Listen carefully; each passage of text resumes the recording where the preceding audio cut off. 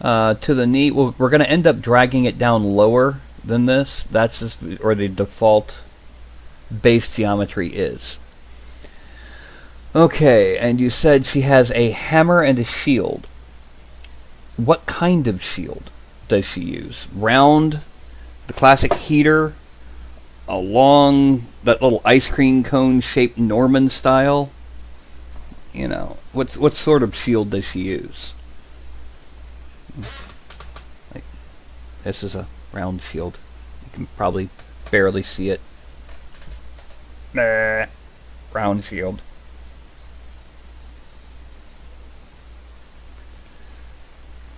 See, I have all sorts of different variations here. I've also got a couple different kinds of hammers. For example, more than likely what you're describing is the classic horseman's hammer. This is the most common kind of war hammer. The little spike on the back and the prongs on the front.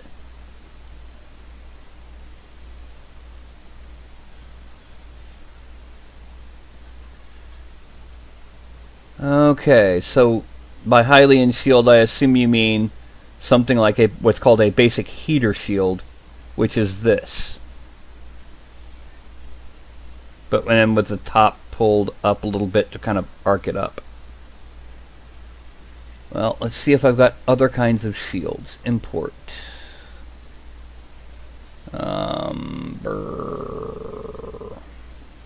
Props. There it is. I have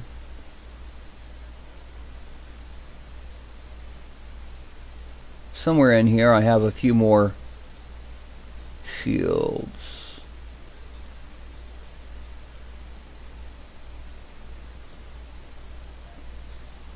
Somewhere in here I have a few other shields.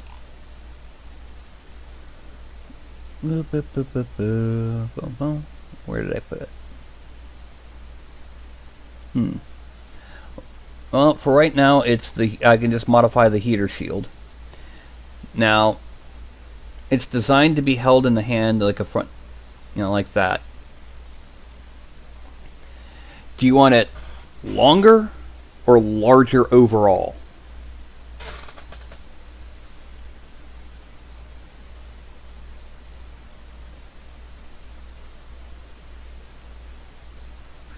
And while I'm at it, let's go ahead and I need to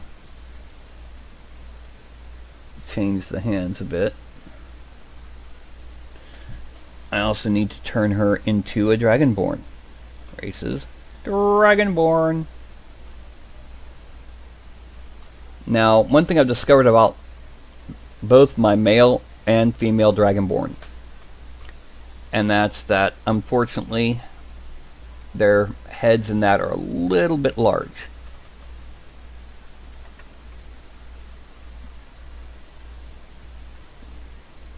So I'm going to shrink it just a little bit. Yeah. Okay, a little bit longer. And then, like I said, when I get it into ZBrush, I'll just grab the tip and pull it out. So let's go ahead.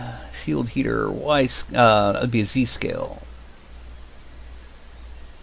About like that. Is that about the right size?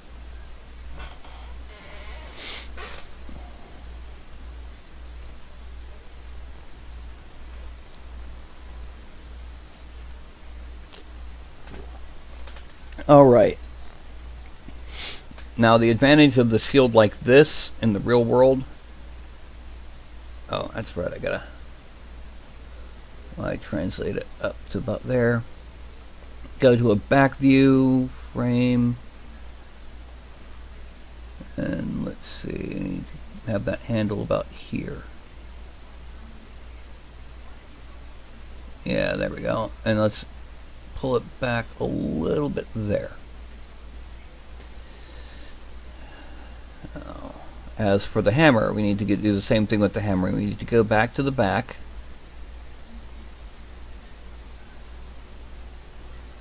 And we need to move it so that it's in the right spot in her hand, because these weapons are loaded into the right spot for the male figure, and we're just going to need to do a little bit of tweaking for the female, not a lot. Okay, that is our basic form. I'm going to do one other thing that I realized I have to do, but I never did get around. It's using both collars. X scaling just a little bit. Oh, Nikes. The shield is not connected to her hand. There we go. Yeah. And then just a little bit of narrower on the shoulders. Makes it a little bit more feminine. Okay, now, do you have any idea what kind of pose you want?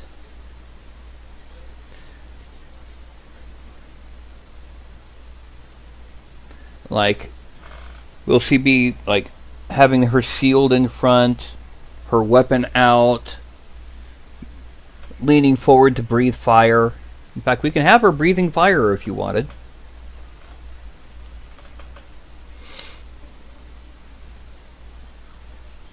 Oh, she's silver, it'd be frost. And it's really kind of hard to make it look like frost on a miniature. I've already been over that, trying to figure out how to do it, and it's not really simple. If it was lightning or fire, it'd be kind of easy. But with frost, not really.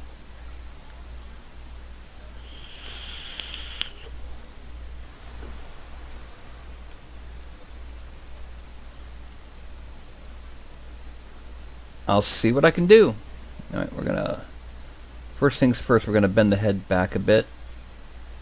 And then we're gonna open the jaw.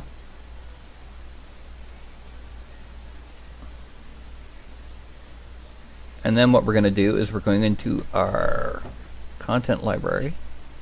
We're going to our spells. I'm going to take the arcane bolt.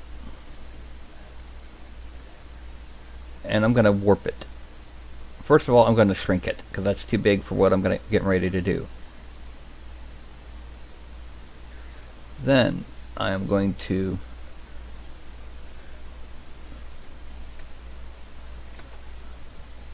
Where'd it go? Oh, oops.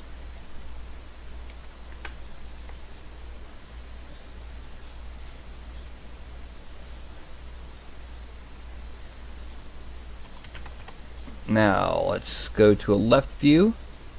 Oh, right view. Yeah.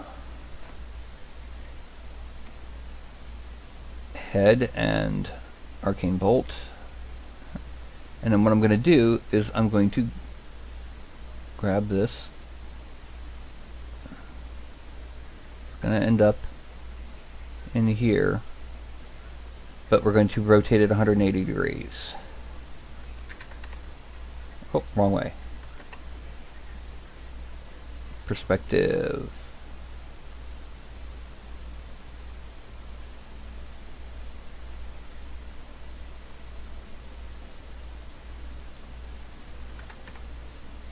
And make it a little bit smaller. And then we're going to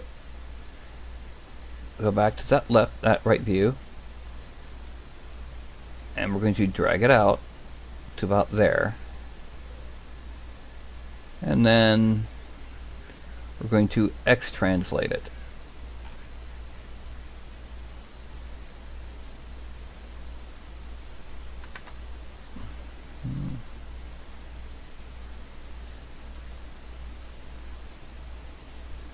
And then just kind of center, work on centering it. Yeah, that's about... It doesn't really work as well with the frost as it does with the fire and the lightning. I don't think it really looks... Yeah.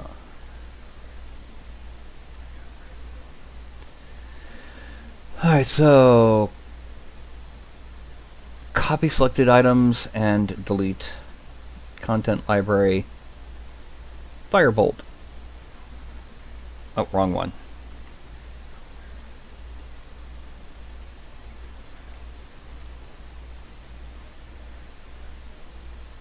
And let's bring that scale up.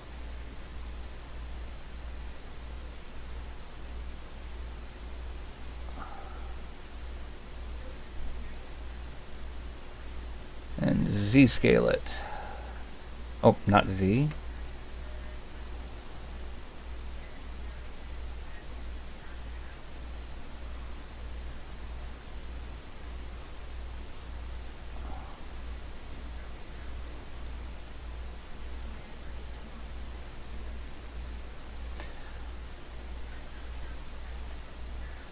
I don't know if that looks right.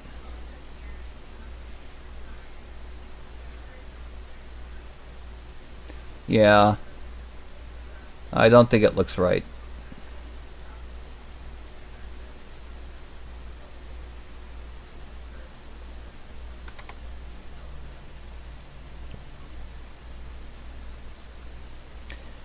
Okay.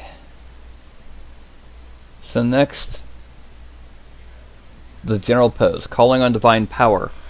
Rising up, holding up the shield because the shield has the symbol, or what is she doing to call on divine power?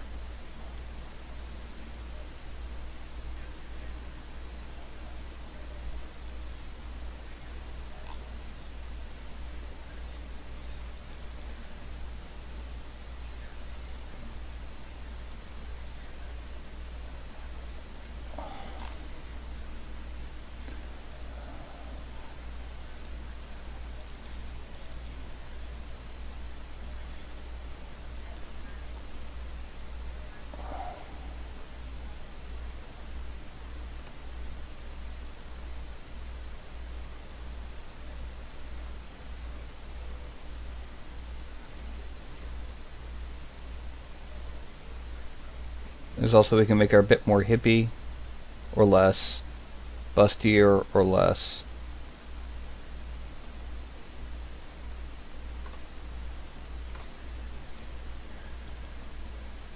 Shield up front, hammer behind the head. Okay.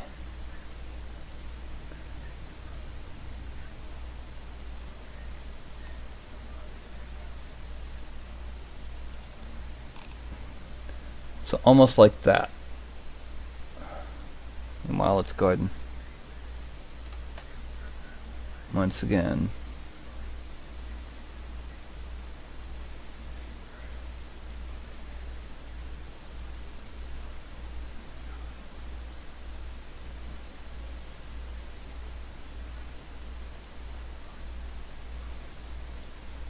I'll come back to that in just a second, but for most of the body, that should be pretty good. Let's go to front view.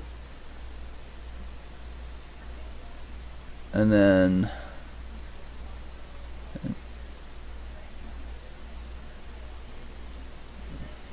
oh yeah, let's pin this. I don't need to go down this. Actually, yeah, I need to come down like that. And drop. Twist.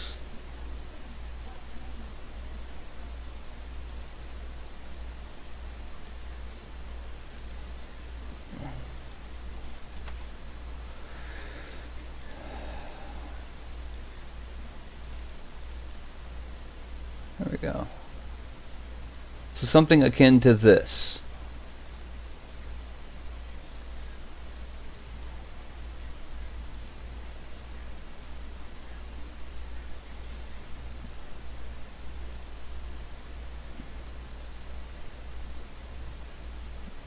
Let's pull it a bit almost flat forward.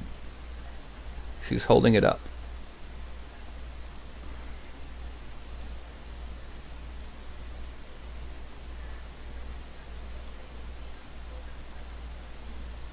There we go.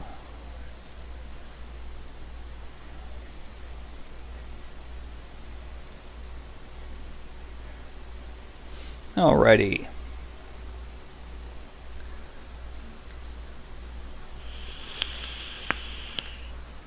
Do we want to adjust her hip or bust ratio? Is she less busty, more busty, less hippie, more hippie? Leave it as it is for average.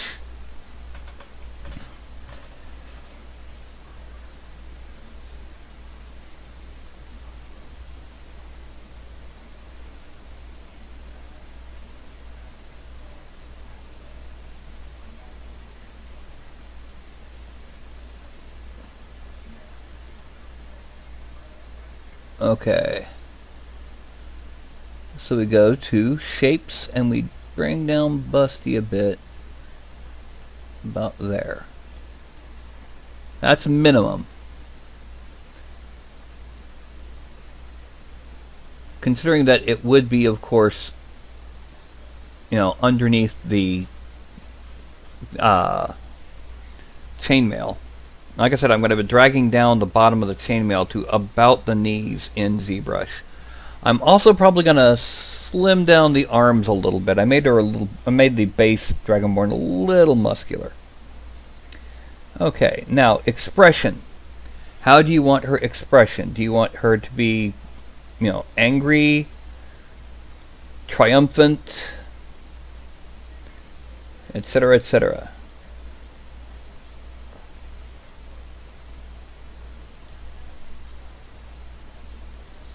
I'm assuming that her mouth is going to be open.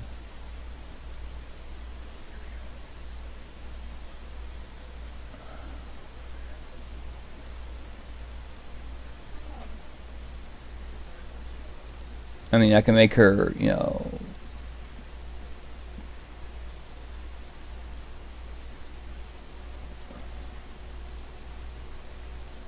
angry as opposed to neutral.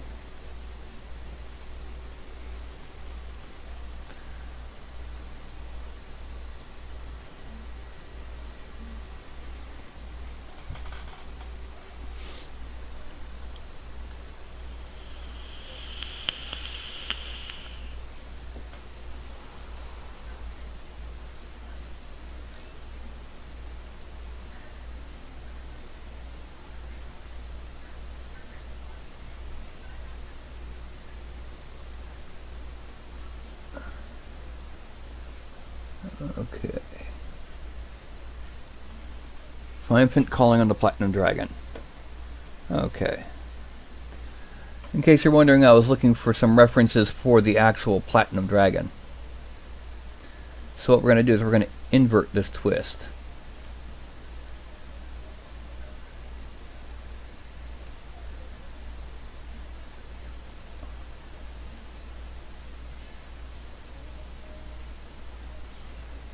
And symmetry, no, cancel. I don't want to make transforms. Symmetry, right to left, except there'll be a bit of a grin on one side as she's triumphant, but we're also going to tilt her head back a bit more, because she is calling on her deity. And then maybe a little bit more mouth.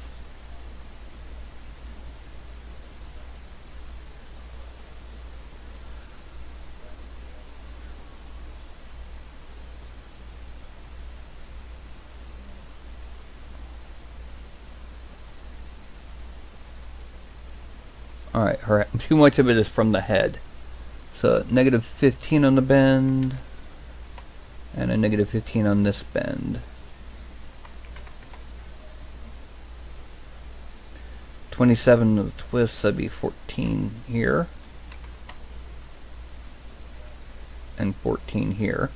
Trying to make it more of an even, instead of all coming from the head and partially coming from the neck.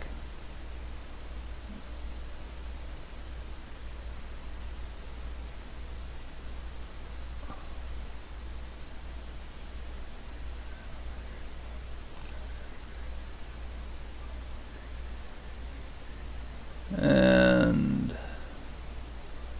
sorry about this. I saw red coming in. I gotta break that habit. I can't show things when I'm doing this. Okay. So, next thing we're going to do is we're going to go ahead. We're going to hide the hammer, the shield, and the tunic bottom. We're going to export this into Broadcast Miniatures New. And we're going to call it... No, this isn't Broadcast. This is Patreon Miniatures New. View list. This is going to be FDB cleric body.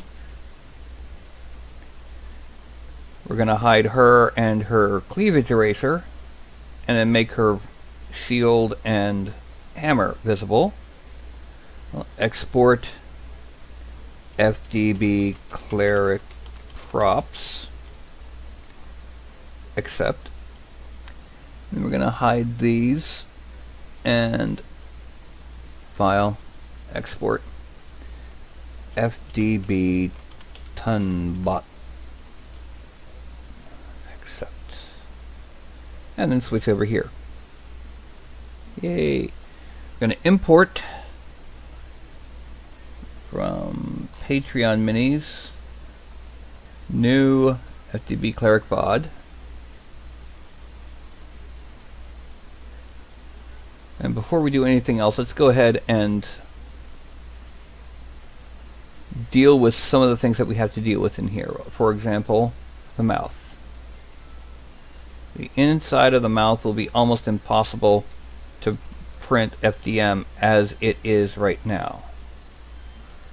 So by doing what I'm doing right now, let's smooth brush very carefully. We're bringing it out towards the front of the mouth.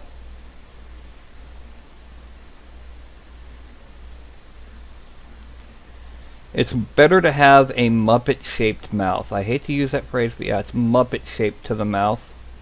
It'd be easier to print. You won't have as much stuff going inside.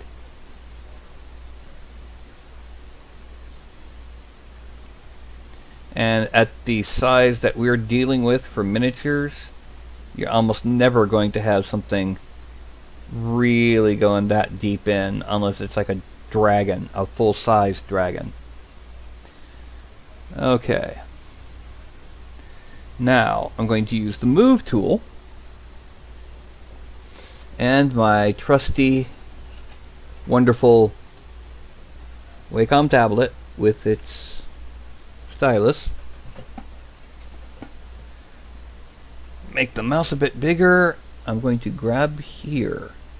Actually, I need to make this move topological. Grab here.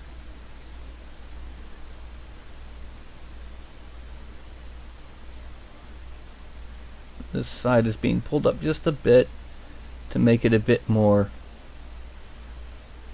expressive.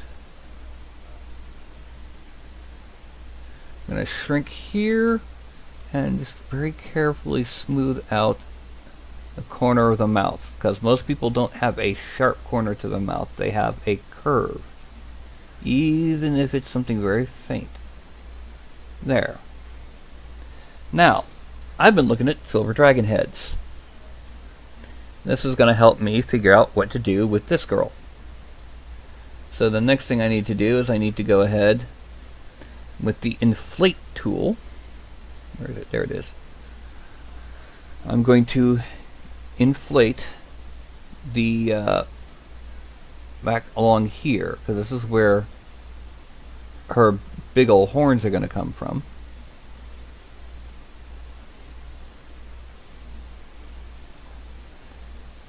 And the same thing over here.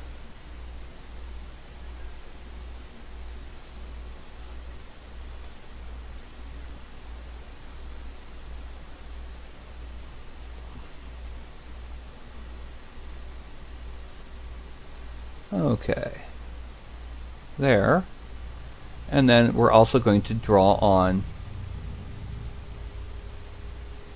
here. We're going to hit it a couple times with that,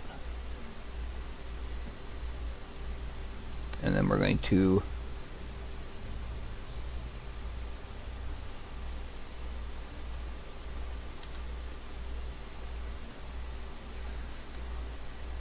grab it with the Move tool.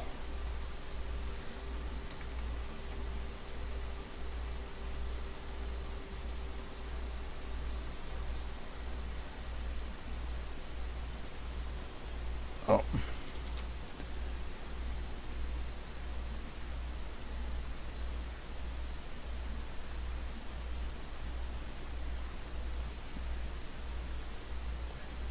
Okay. Now, zoom out, and we're going to deal a little bit with the chest. Not a lot, just a little bit. Yeah. Now we better wait until after we've done the following. Divide it a few times. Delete lower. And then we're going to Dynamesh it at 768. Dynamesh. And undo Dynamesh. Now, we can use the move tool. We're going to shrink it just a little bit. Grab here and move out like that. I'm going to do it over here too, but we're going to hide using Shift and Control. Hide the hand. Make it easier to see. Hand and forearm. Easier to see where I'm grabbing.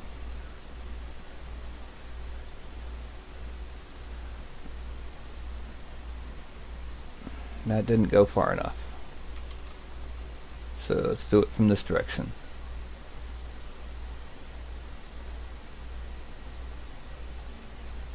Okay, much better. Now, we're going ahead and making this a lot bigger.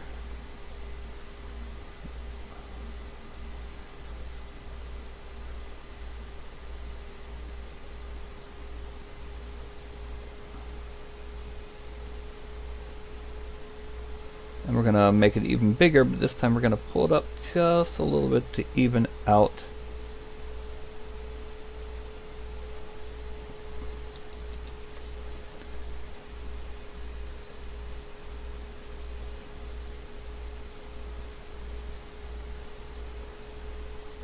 the fin.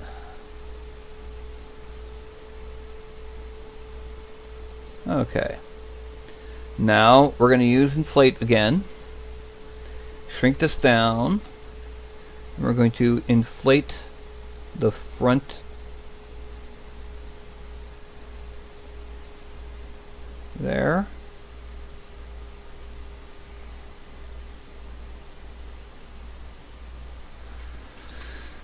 Let's shrink it and increase the intensity a little.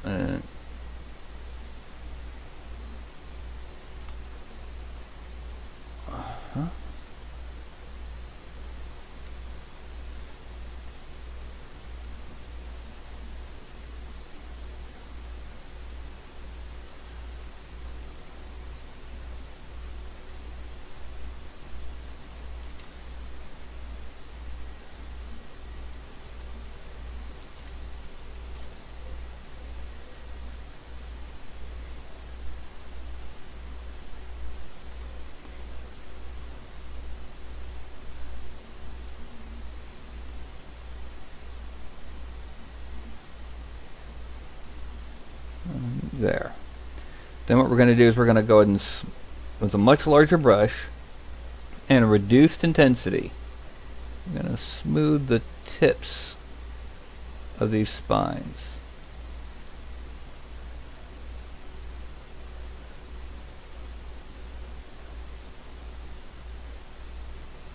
Then with the inflate, we're going to very carefully, lower intensity, larger brush, we're going to inflate the actual horn, because we want it to print well. This is what it would be if it was the actual sized model, but this needs to be printed, so it needs to be a little bit more. Yeah, there we go. And now with move, we're going to shrink the mouse a lot. And we're just going to grab the tips of each of these spines and pull them tight to make them spiky. And this is one of those things that the better your printer, the more refined the spike is going to end up being. But the point is there. It's visible. And now let's smooth out over here. Gonna make the mouse a little bit bigger and kind of pull out.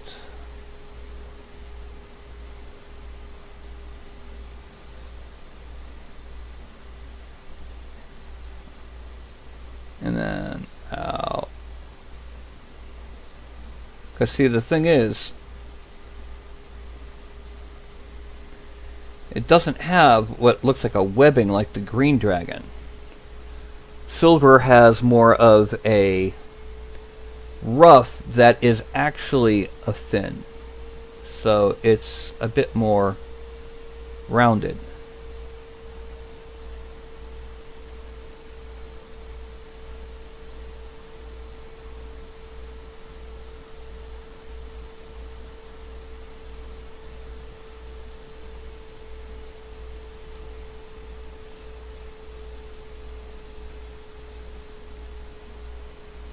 Then a little bit of smoothing.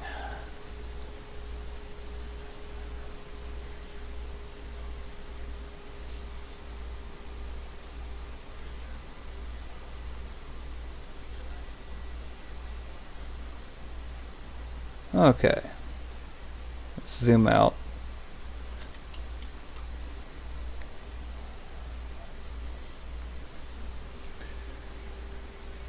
Okay. Now we need to go. Now we've done the Dynamesh, we need to go ahead and smooth out the chest area. Increase the intensity and zoom out and smooth out this whole chest area.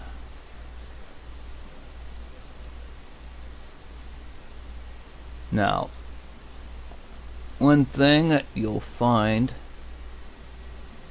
is that very often it takes a lot more effort than you're expecting to smooth something out.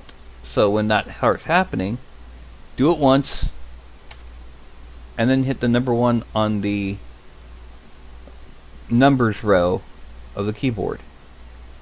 And what will end up happening is it will repeat that smoothing.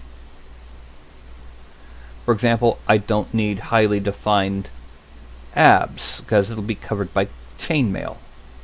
So I'm just going to smooth over it quite a bit. Get a couple other bits up here. And then 1, 2. There, that was easy. Now we're going to come up over here to this part of the chest. Smooth over. And then 1. Down, down. And just a little bit over here.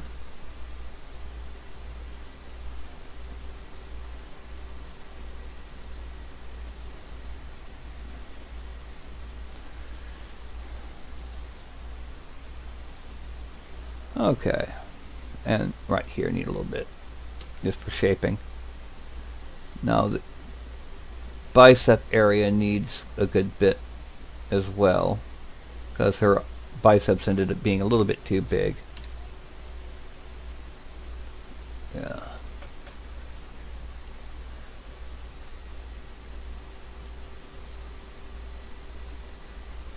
That's a more natural looking bicep.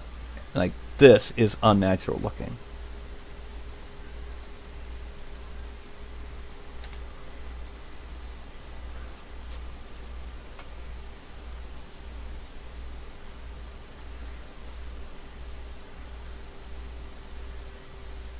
Okay.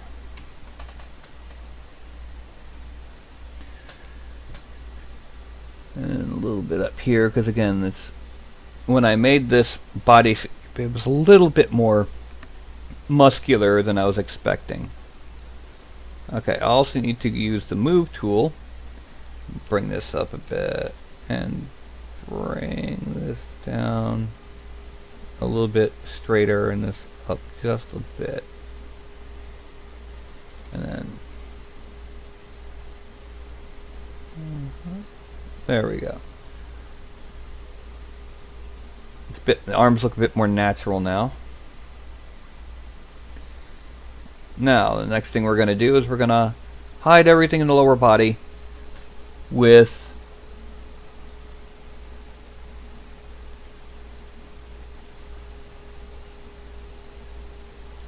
the bottom tunic part. We're going to go ahead and we're going to subdivide it a couple times. And now with the move tool, make it bigger, much big, and we're going to drag it down closer to the knee.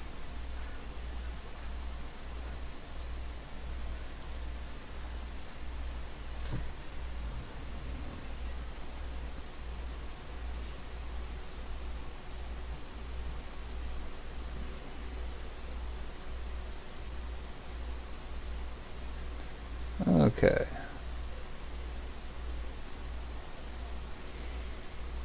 Now we're going to go in, and with a smaller mouse, we're going to move some of these parts in so that they actually can be easier to smooth with the body when it comes time, which will be relatively shortly.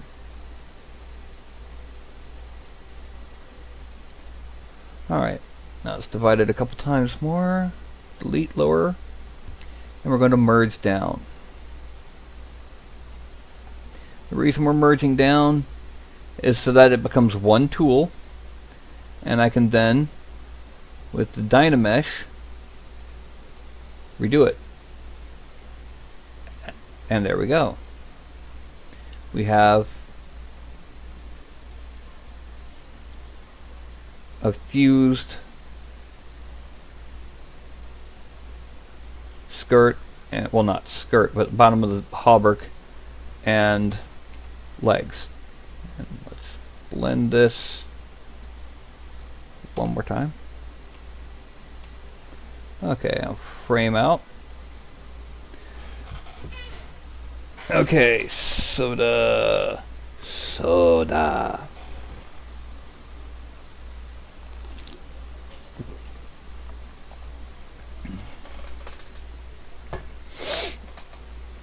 Next up is a question about the hauberk, which is the chainmail. Is it to her? Is the chainmail to her elbow or to her wrist? And if it's to the wrist, does she have any form of plate bracer on her forearm or not?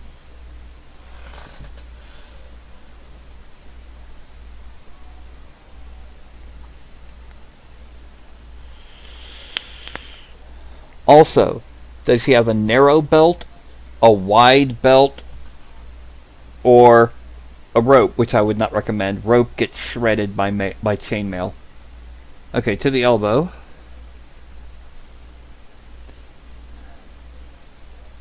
Well, let me peek over here. Okay.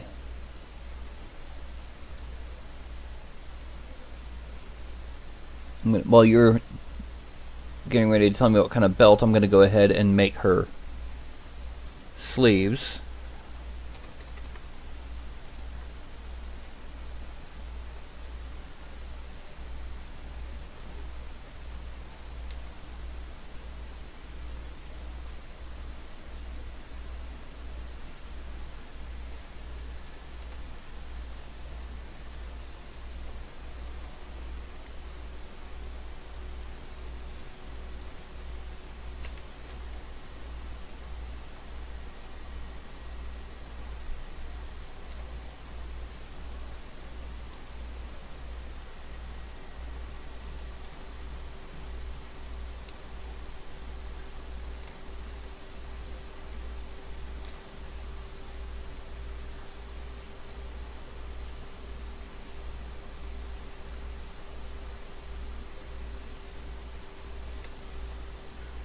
Notice that was an easy way to get the chest out of the way so I could make the sleeves. Narrow belt. Okay, so like leather belt with a buckle. Okay, and now I'm going to make, also while I'm at it, I'm going to make her the neckline. Wait.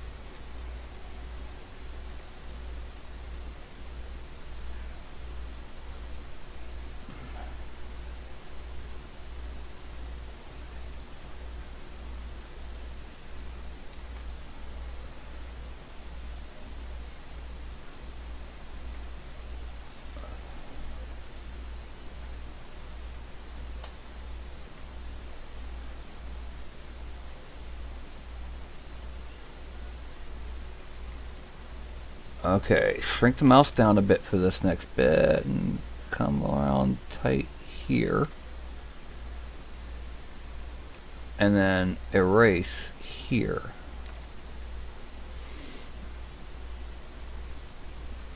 Now, we go from Subtool, we go to Extract, and we're going to extract at 0.03.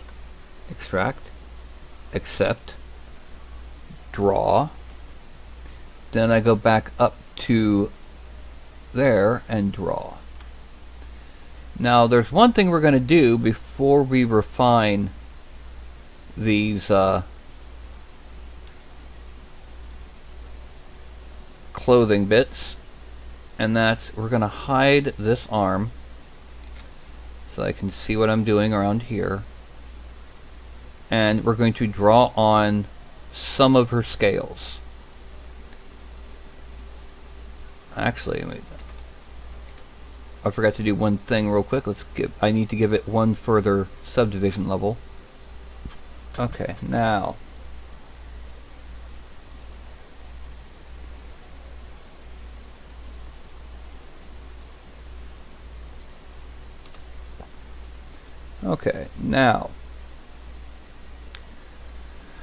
I'm going to use the slash brush.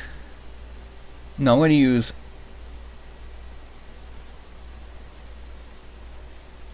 another brush. Some of you have seen me use it. It's in the Pixelogic Z brushes. It's a downloadable set of brushes called the Orb Cracks brush. And I'm going to use it to basically draw the outline of where her neck scales are. Except that's not enough. I also forgot to turn the stroke lazy mouse off. Make it deeper.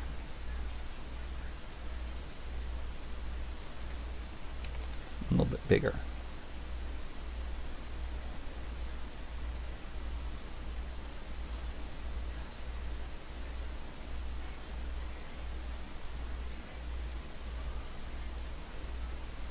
I then hide those.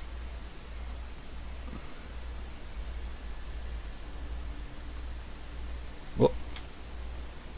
Okay.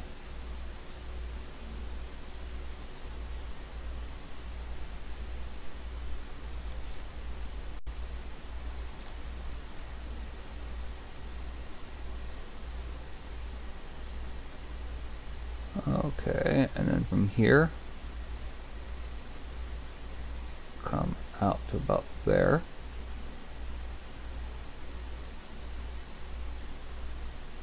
Okay, now, using a smaller brush, I'm going to blend the upper portion of each of these.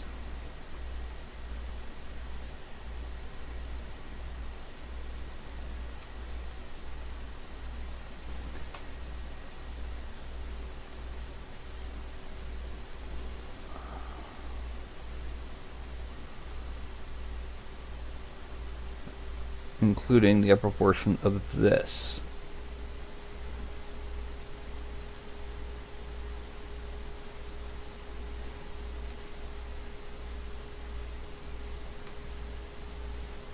Because this is going under the... Now, with the slash brush, add, reduce it to about...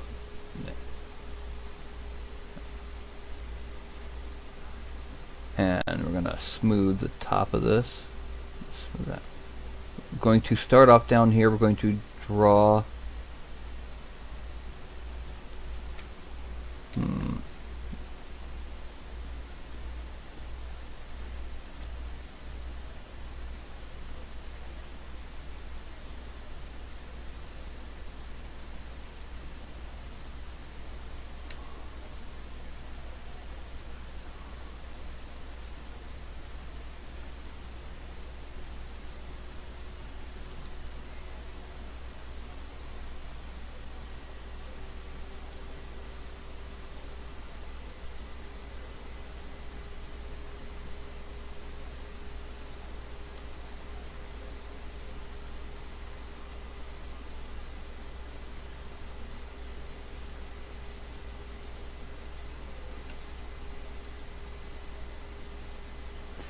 Now we're going to use the move tool to move these more into a proper position. Move topological. Grab here and kind of pull out and down.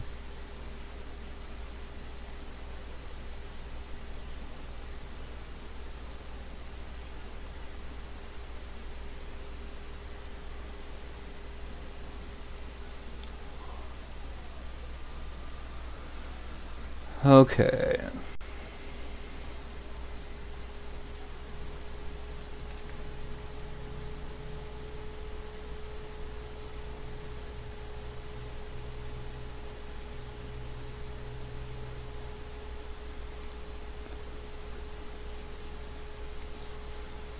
Okay.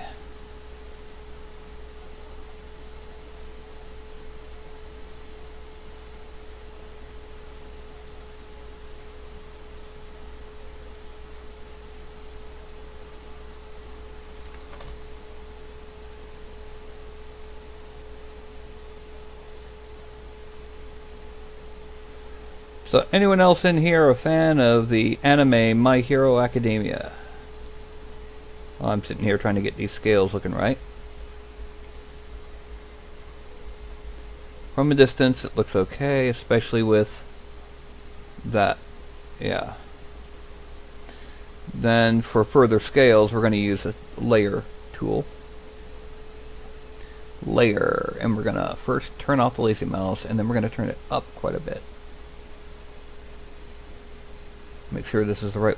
No, need more. I need lots more. Yeah, here we go.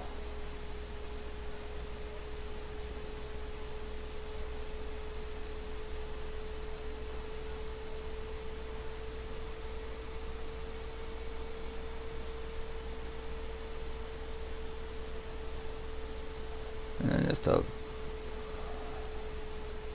just enough to make it look a bit more organic. And then the same thing over here. We're gonna... the reason I asked is yesterday was the last episode until the new season probably next year. Which is awesome that it's coming back, but not so awesome that we have to wait. Then again, I've had that sensation with a whole lot of shows over the past few decades.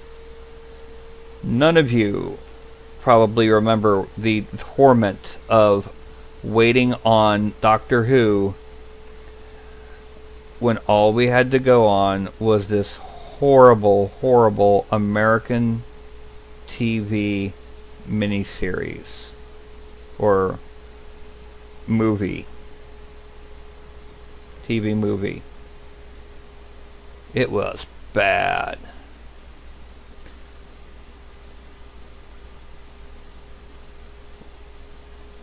Sylvester McCoy was gone, and they decided to make an American styled version and got rid of pretty much everything that makes him him. Now the other thing we got to do is, while I'm looking at it, change it to make it look more Silver Dragon, is we need to make the mouth a little bit pointier.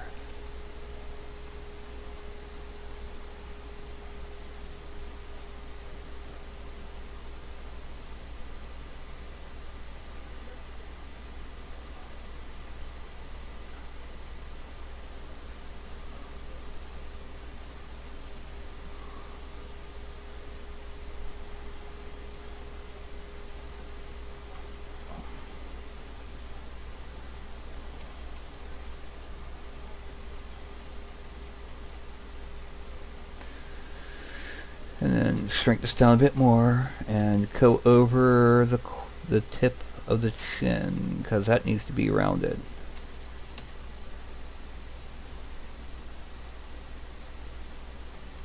There we go.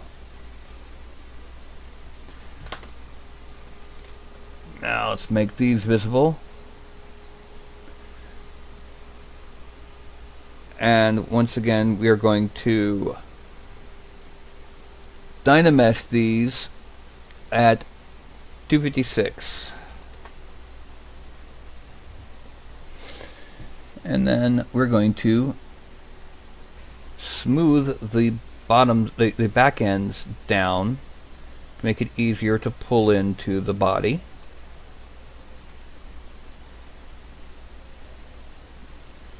In the case of the neck, it's a very, very faint brush over, because a mouse that size would almost erase completely the collar, and we don't want that.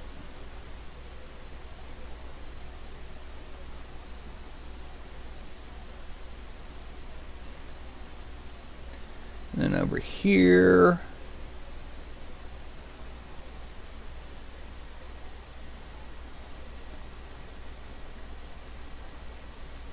okay, and then shrink it down even more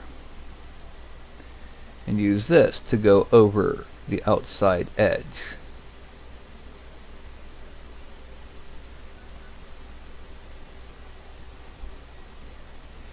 And then come around this side.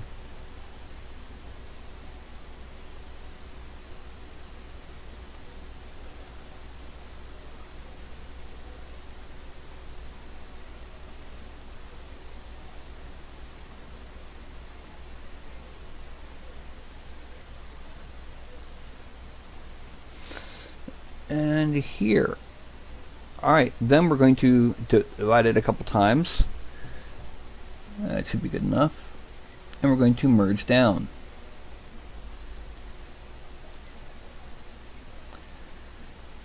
Back to geometry and Dynamesh again. Then smooth out here.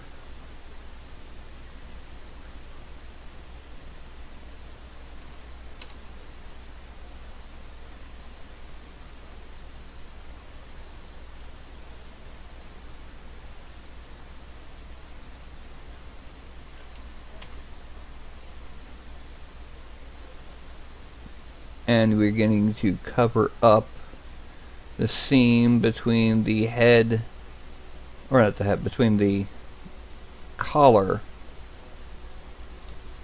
and the upper torso.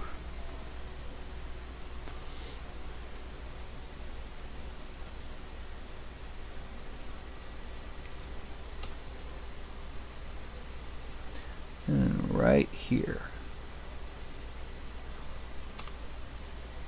Then we go through and just kind of cover up this seam.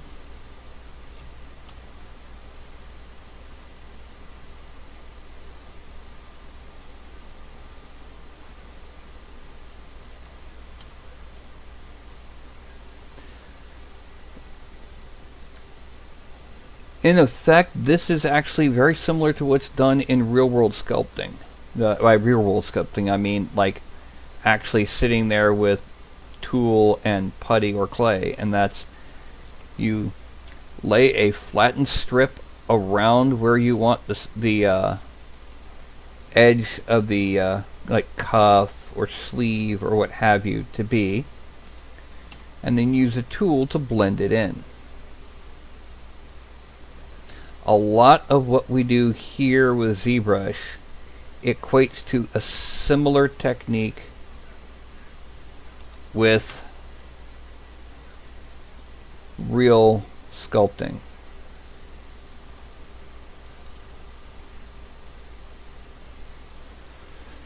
And after I do this, I'm going to have to come in here with the inflate tool in the center, right in between the underarm here, because this is a bad spot.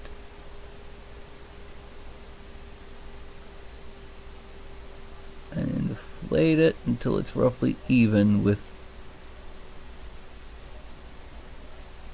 that part right there.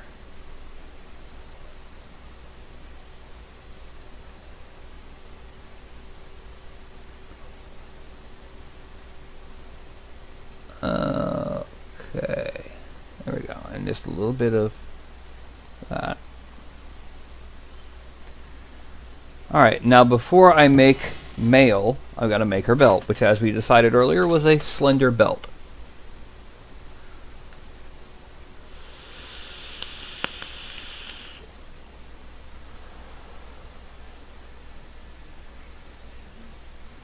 I actually don't watch very much anime, Kim. This is actually the first anime in almost 10 years that's caught my eye.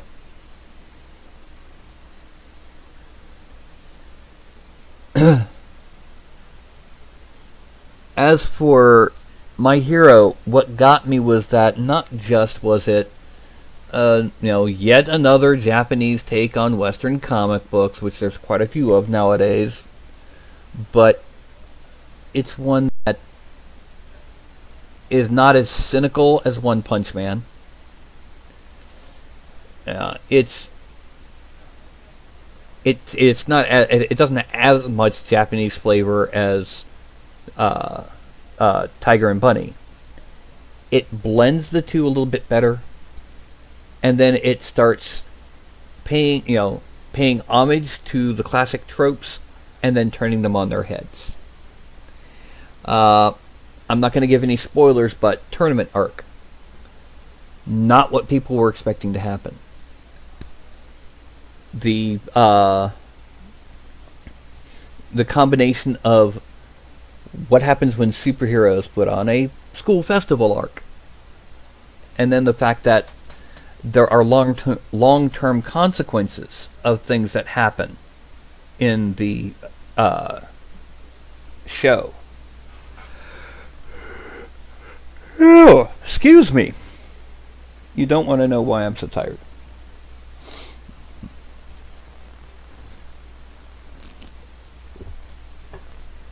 Alright, belt.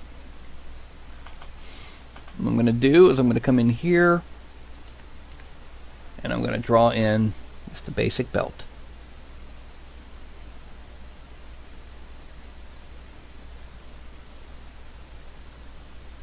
Come around here. By the way, I would like to apologize for last week. I did not have someone scheduled for the 1 o'clock show. And then when it came time for the 6 o'clock show, daggum power, the hut over there decided to go spring. Really? Yeah, so I wasn't happy. I had no power. Okay, and now we're going to extract this, except... Wait. Remove, delete.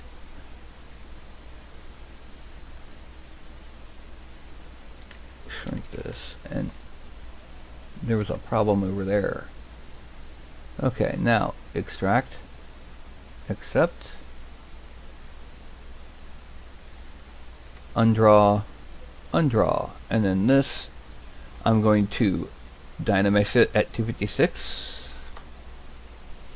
accept, and then over here on the side, very carefully,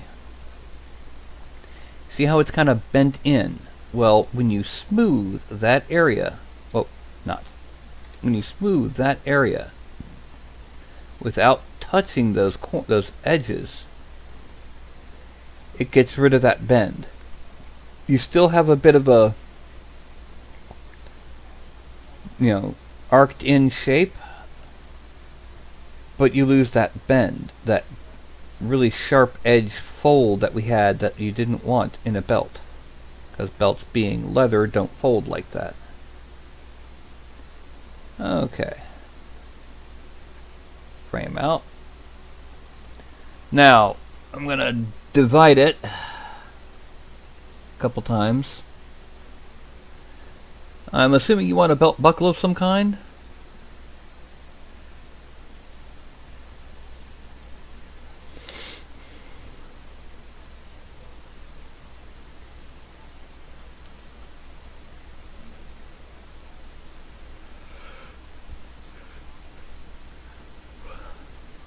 Kim, our local show, or our local PBS channel, carried the last 3 episodes.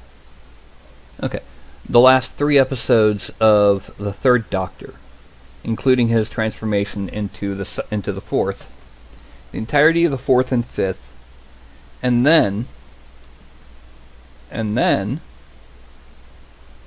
8 episodes into the Sixth Doctor, they dropped it. And why did they drop it? Because the Sixth Doctor was a jerk, and they didn't like him. By they, I mean the people at our local PBS station. I don't blame Colin Baker. I blame the writers of the time. It's their fault. He was saddled with scripts that didn't know if they wanted a totally new Doctor, it was more action-oriented, or if they wanted Tom Baker back. They didn't know. Now I'm going to untake double and extract out, accept geometry, Dynamax 128, divide a couple times, and then I'm going to inflate it. Deformation. Inflate. Then I'm going to polish it because I want it to round out a bit.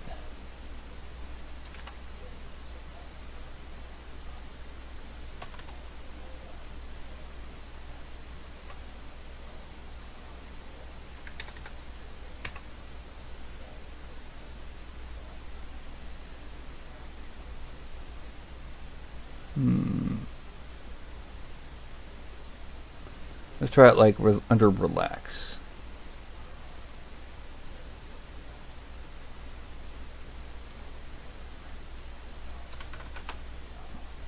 Okay. Geometry, divide, delete lower, and then divide. And we're going to merge that down. But yeah, so they didn't know what kind of Doctor they wanted. And the end result was Colin Baker was given random chaotic scripts, didn't know what to do with it, and so his Doctor was schizophrenic.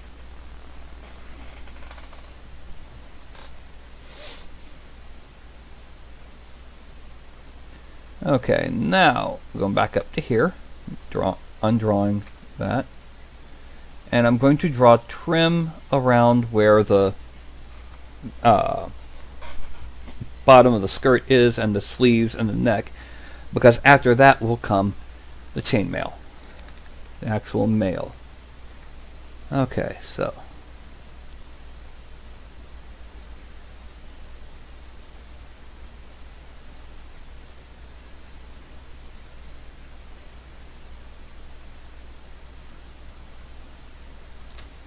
no, too far.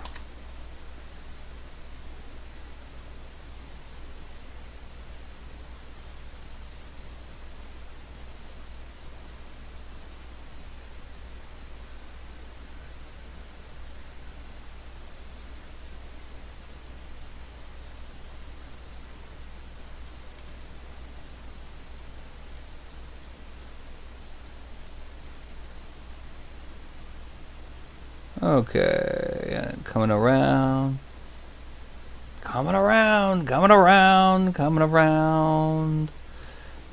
It's not going to be as large of a trim on the sleeves or neck, but down here on the bottom, we want something that's very blatant.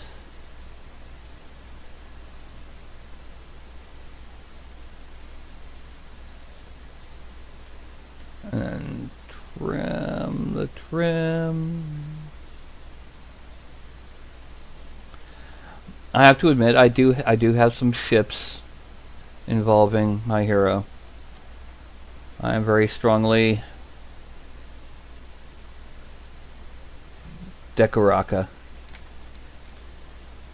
or Decoravity if you prefer it phrased that way.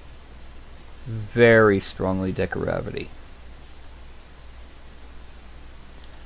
I also like Kaminari and Jiro.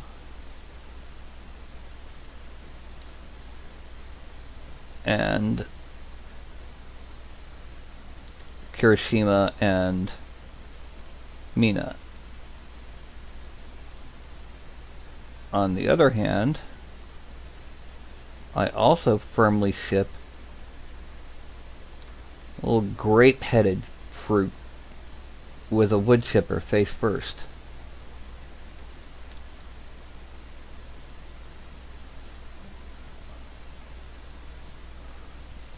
But hey, that's just me. What do I know?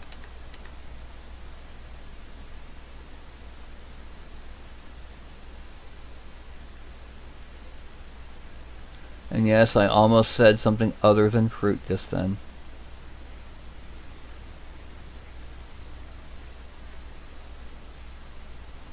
You'll notice I'm going slightly over the bend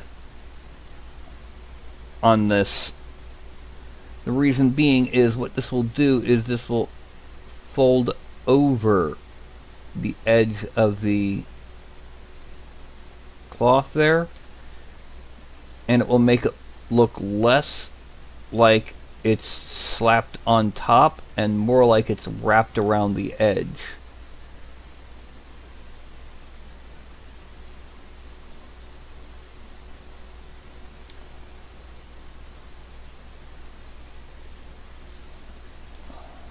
Okay.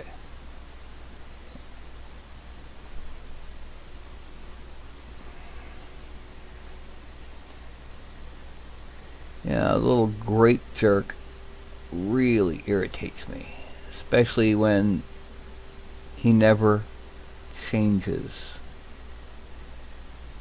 He never gets better.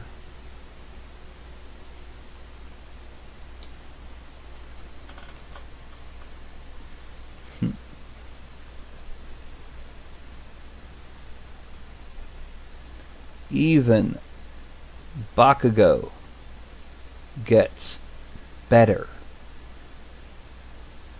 with respect to how he treats people. Grape Noggin never does.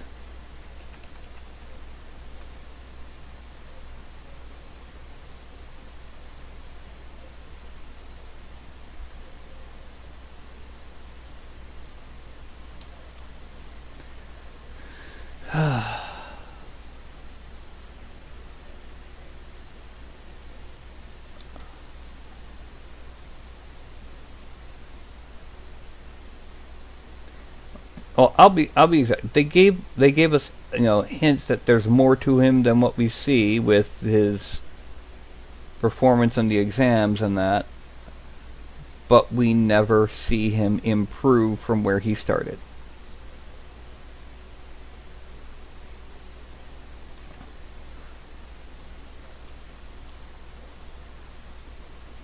Okay, trim, yay! But this one is only coming out at 0.02.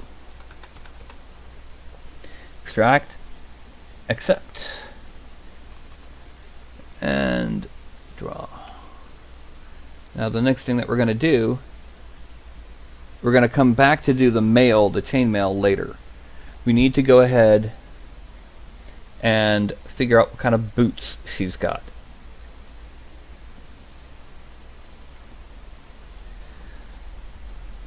And hello, Todd. You better be on time tonight, 'cause you're the one getting sculpted. Well, not you. Your little Fabio-looking elf.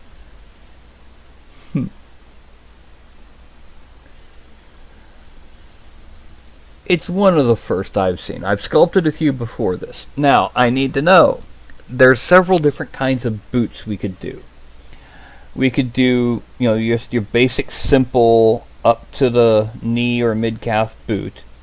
We could do a version that has cuffs, you know, folded down like a cavalier boot.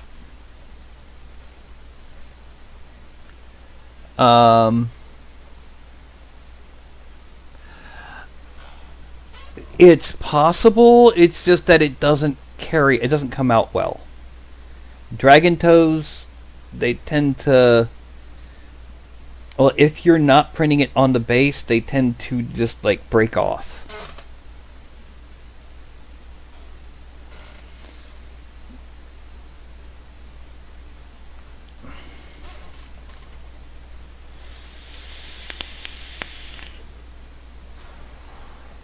Well, even so, if no boots, then what coming out from under the from under the hauberk? Bare legs?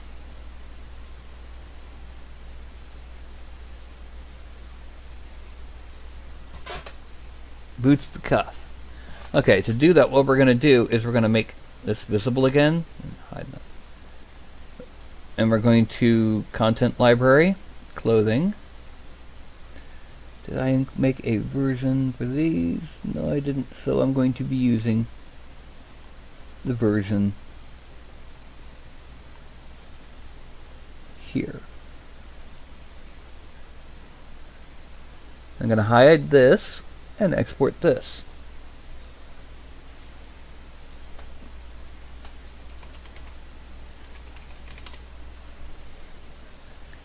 Now I come back in over here, and I'm going to append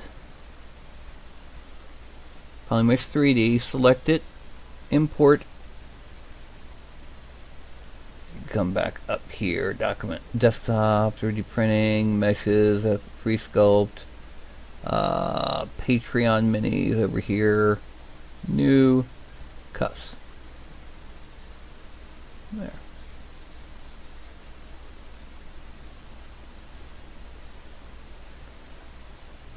And I'm going to have I have to adjust them to fit because these were made to fit the male versions originally. So go to move topological, make it bigger, grab and drag out, drag out, drag out.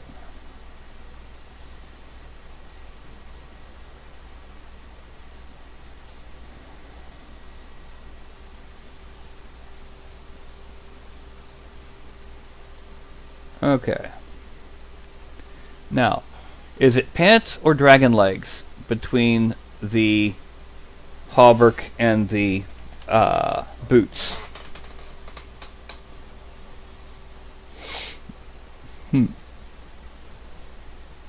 Full greaves.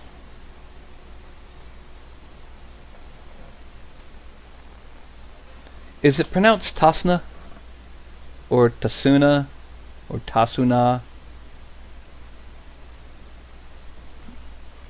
Leather pants. Okay, that means that it's gonna be not quite tight fitting into, so we're going to use inflate just a little bit.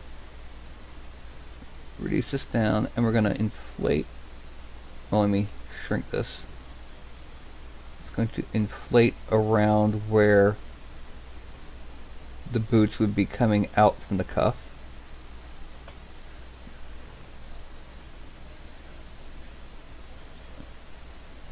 And then I'll be drawing the wrinkles on there. The reason for this is it's better if the whole thing is kind of a little bit baggy in the area we're going to be putting these wrinkles. As I try to stop hiccups. Yay!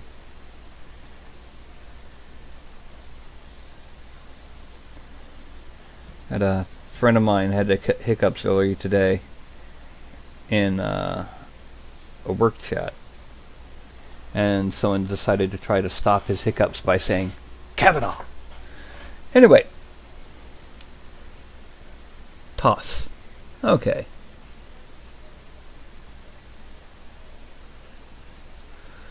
Alright, we can go ahead and detail those in a minute.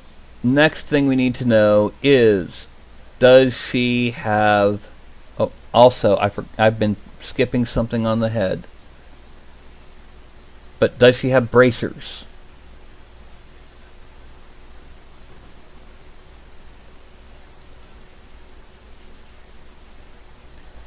One, two, three, four, five, six.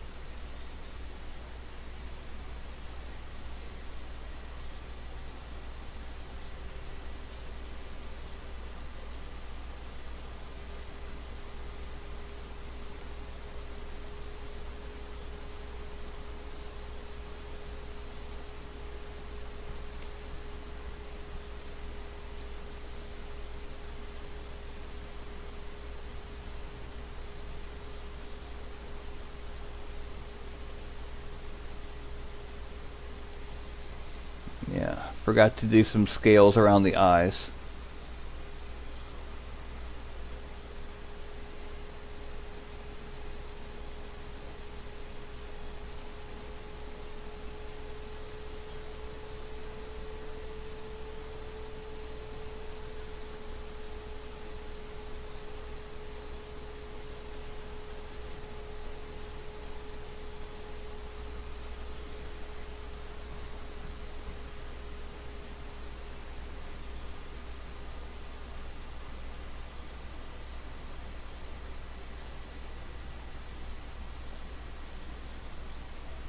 Okay.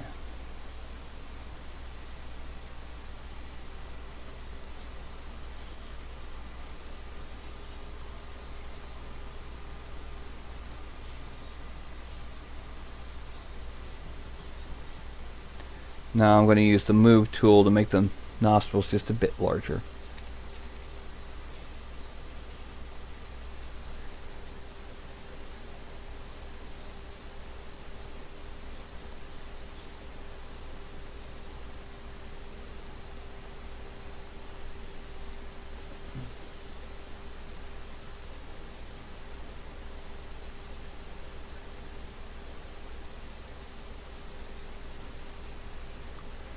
And inflate just to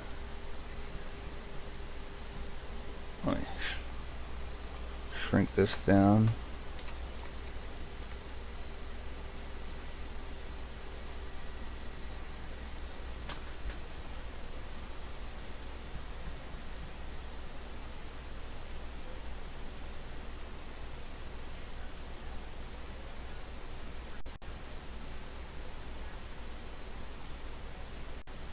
Okay, there we go. A bit more draconic and less goatling.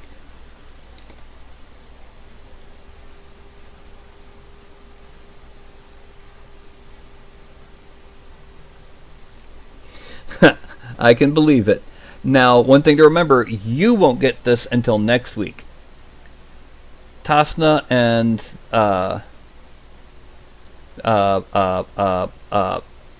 Long will get this next tonight. Okay, now what we're going to do is I'm going to go ahead and hide this, and I'm going to make... Are the bracers going to be identical? Is she going to have the same kind of bracer on each arm, or is it going to be like her left bracer is one style and her right bracer is another?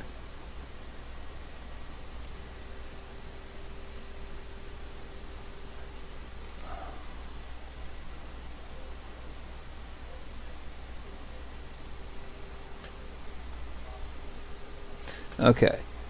You can see where I've got marked off where it's going to be the bracer.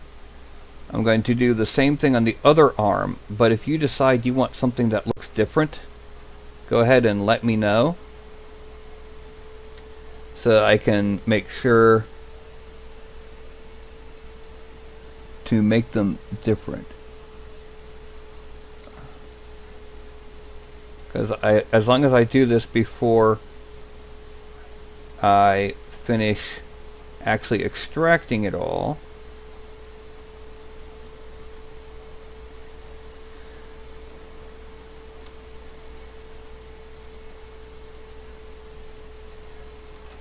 okay.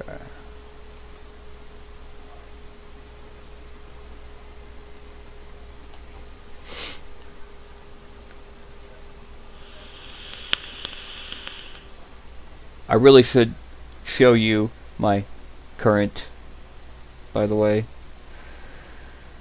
just because I still have to do the cloak, but for the most, the cloak and the base, but for the most part,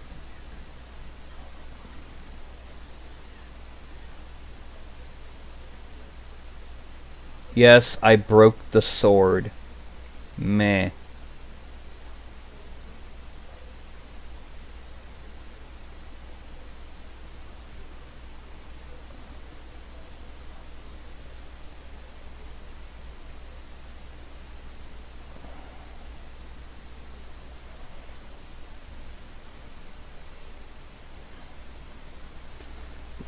That is one of the newer Dragonborn for the Lost Dragons Kickstarter. Printed on my Anycubic Photon. Anycubic. What can you say? And I'm actually using Anycubic resin now, and go figure, it's coming out better. I mean, perfect example. Where did he go? Where did he go now? I had a perfect example here of what I was talking about. Okay,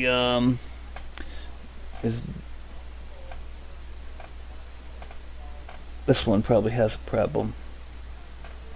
Yeah, this one does. If you look at the base, this was printed with a third-party resin. You can see the base is somewhat warped back over here. It's not flat. And you can see there's a fold right there. But using the Anycubic resin, this is actually their clear red. I printed my Diving Goblin. And it came out with a perfectly flat base. I mean, you can see that. That's perfectly flat. No deformations or whatsoever. And yes, I printed him like this. Actually, like that or on... Yeah, I printed him like this.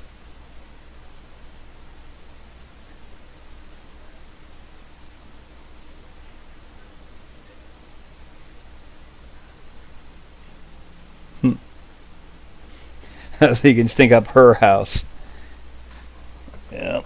Anyway, point being is, for the foreseeable future, I'm sticking to the Anycubic resin too. I didn't ever expect to say that.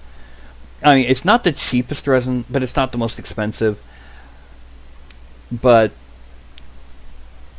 when I'm getting warped bottoms and stuff on this other company resin, and I'm getting perfect results with the Anycubic, I mean, yeah.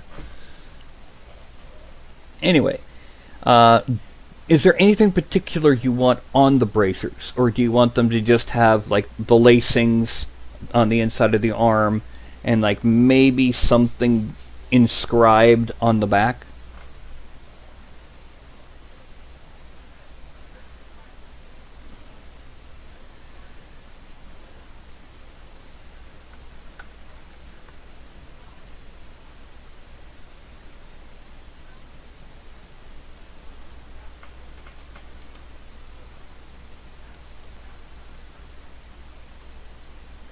I know for a fact, you said leather, so I'm pretty certain there's going to be a, you go back to the orb cracks, and I'm going to draw the, actually no, I better not. I'm going to go to standard, sub, and turn off lazy mouse. And I'm going to start drawing in where the lacing would be. A negative here, a negative here,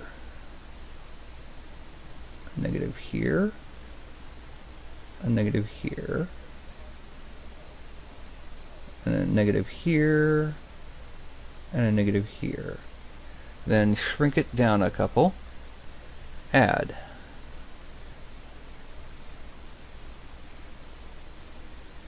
I'm going to draw over 2,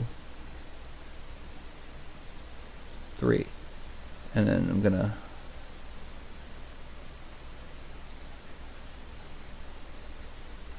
oh no.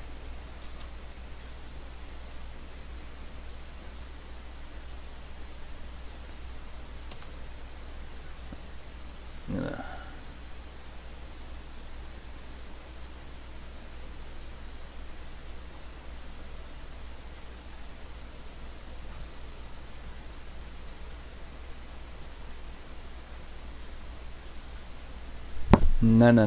That's not going to work.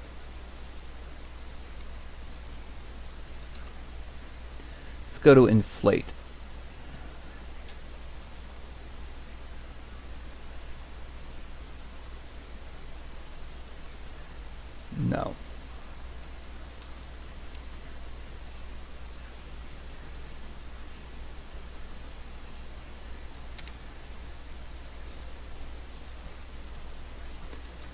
Okay. I'm trying to figure out the best way to handle this. Let's go back to standard and let's just kind of draw these out like that.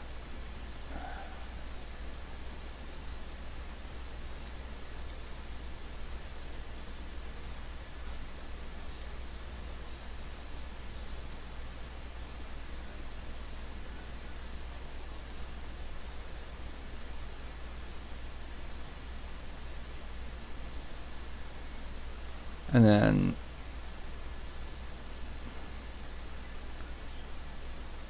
two, three. How does that look? That's going to look a lot better. And then I go to the orb cracks brush, and I'm going to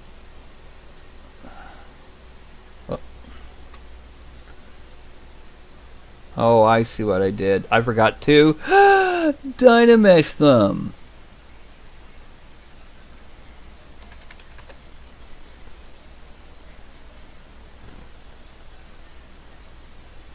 Okay, so then that's going to be from here.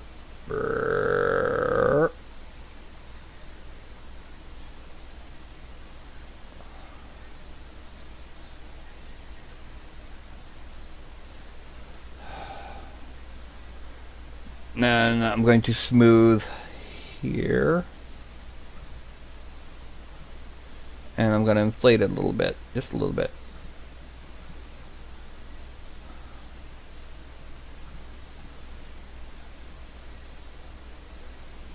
Okay. And then slash tool this time. Make sure that we have that turned off. Increase the intensity just a little bit. And we're going to... Oh.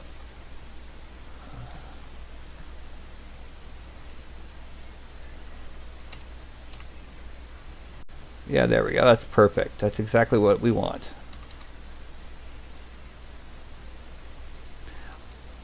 One of the things I do is I always try to find a new technique to simulate something until I find something that works effortlessly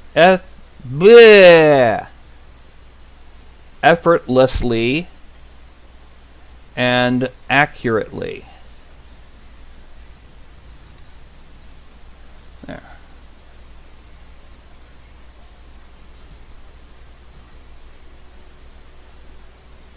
Now let's go back over here, go back to standard, subtract 25, 1, 2, 3,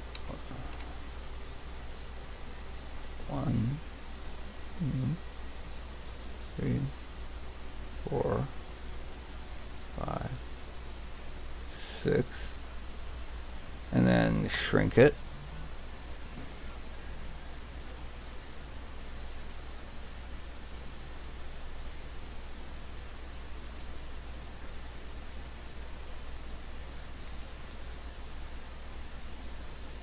Okay.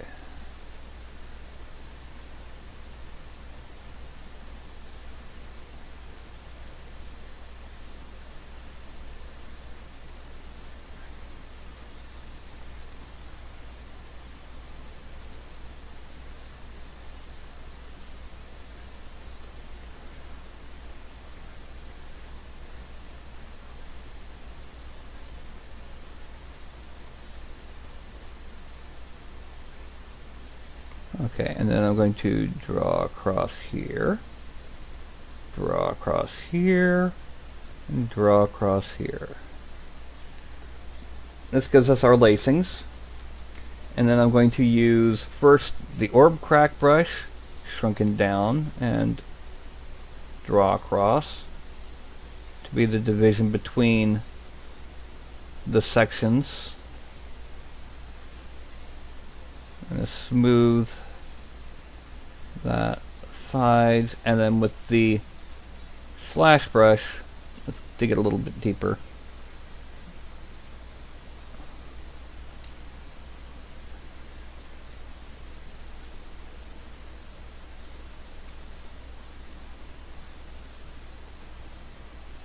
And there we go.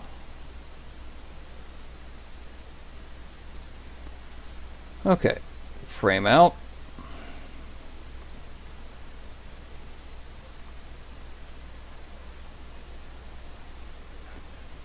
We can easily see those laces.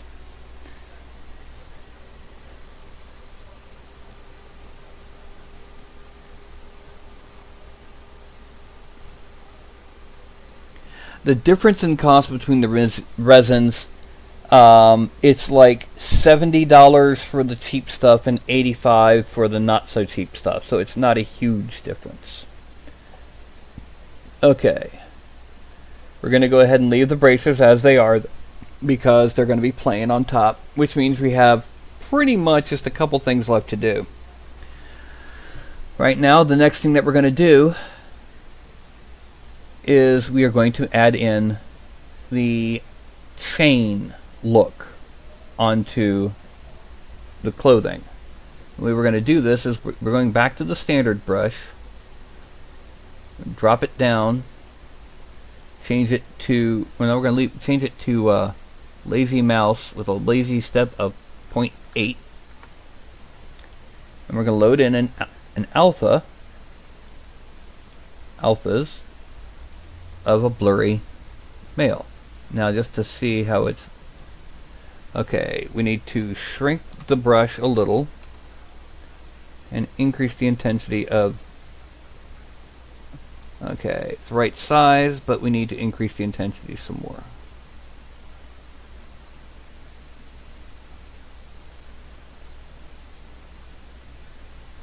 There.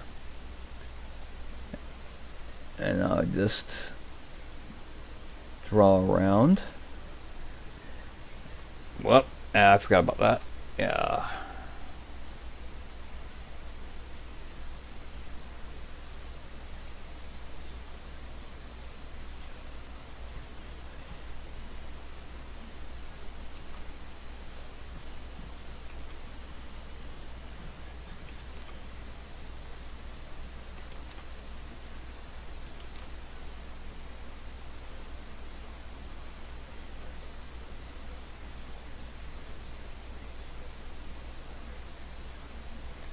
Okay. And now we're going to bring this back around because, yeah.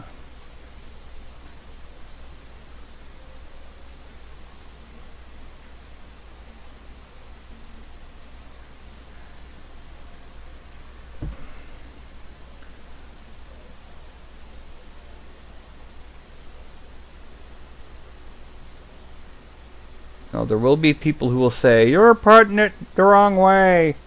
Actually, no, I'm not actually. There's a lot of people who claim they know what direction that chainmail went that are utterly wrong. The truth of the matter is the horizontal rows happened in the direction of the most common bend. So for the torso, they'd go like this.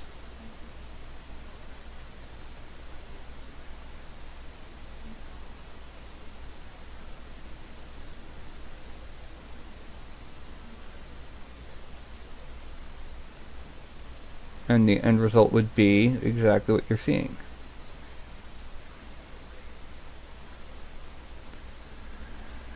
Okay, then we move up here. Now I'm going to have to mask off the sleeves, just because it will otherwise get weird.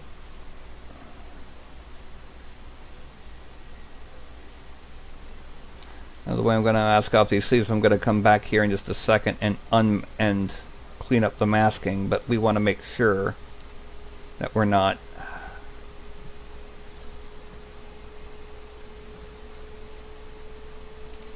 okay. Now we're going to shrink the mouse.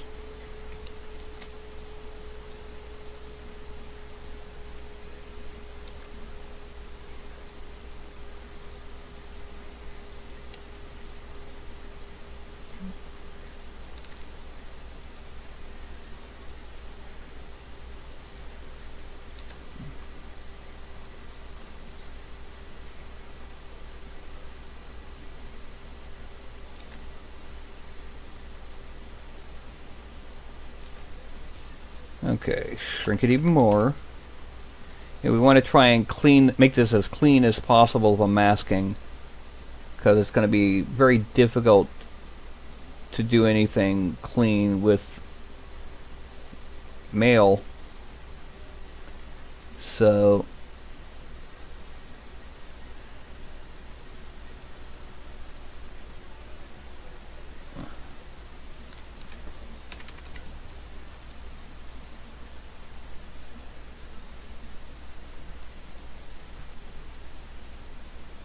okay.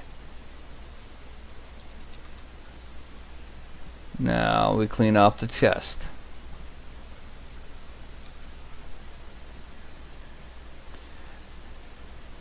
Masking is a wonderful thing. Anything that is masked is unaffected by whatever you do. Masking is a horrible thing. That includes forgetting something is masked and trying to increase your polygon count.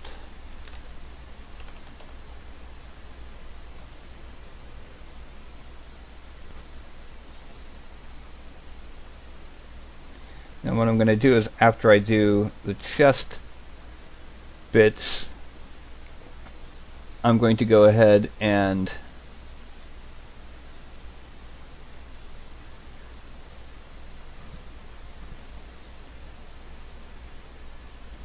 invert the masking, make things a bit easier that way. And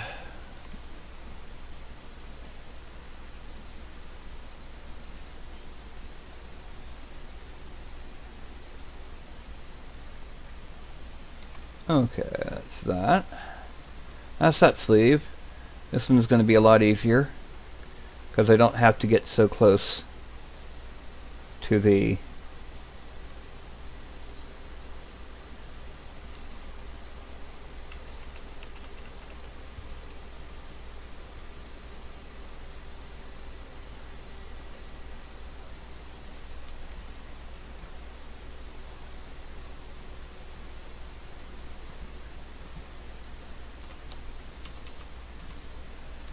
yeah, that actually is good enough.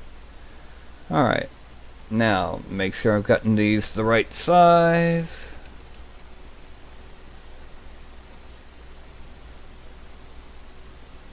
Oh.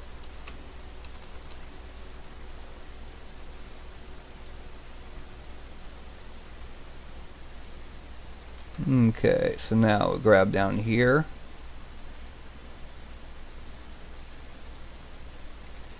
Let's turn off the belt. It's in the way.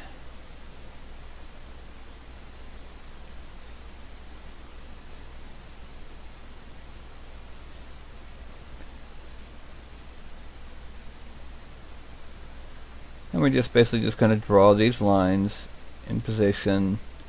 These lines will give us our mail links.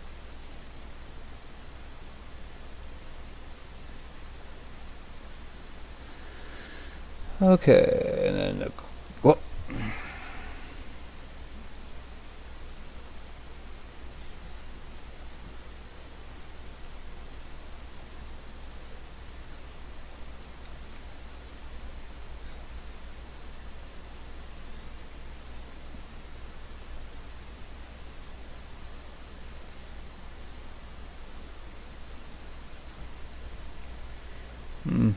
Bing, bing.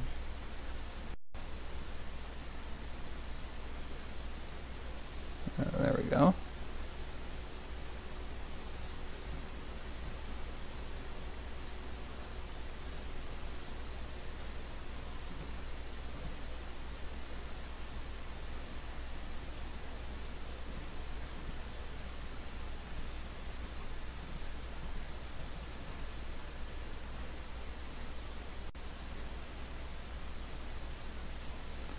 Okay, and draw it across here, and draw it across here, come back across this way, and then 1 or 2 up here. The reason being is we're going to have that collar blocking off the edges. Now we go down to masking, and under masking we hit inverse. But we can't get any further because we want to make sure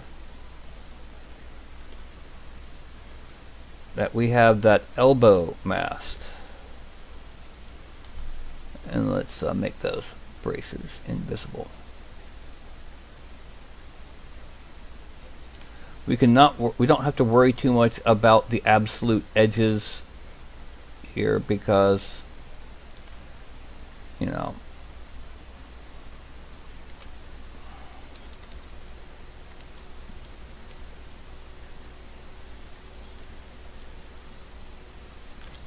we're just cleaning it up. We just want to make sure that it doesn't go beyond that trim we made. Thus the masking in that area.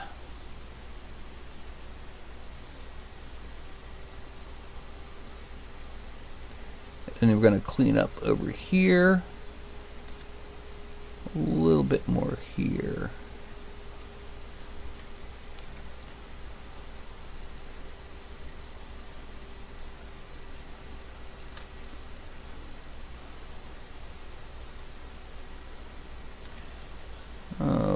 Okay, almost ready to start putting in the sleeve bits. Okay, we're going to start up near the top of the armor.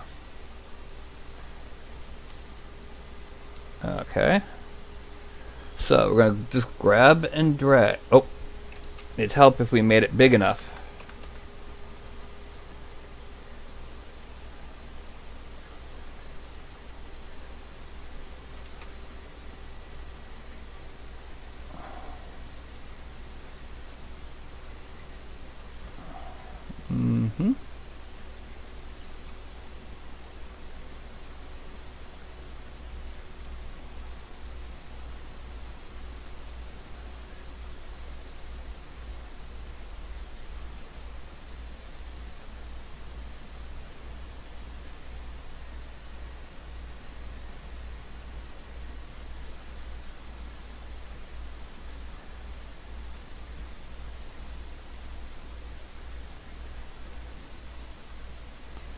Okay, and then here, wing, bing.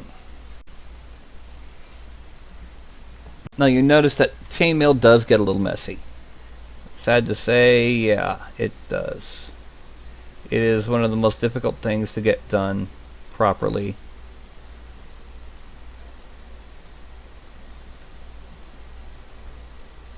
And even improperly. But that's okay.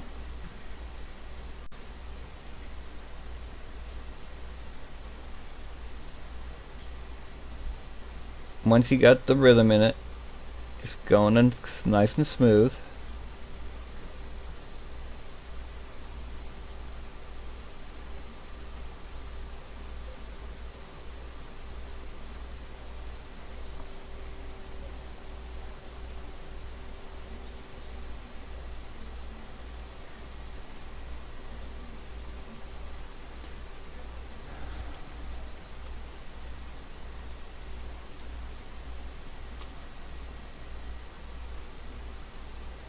Okay, and let's look real quick. Frame.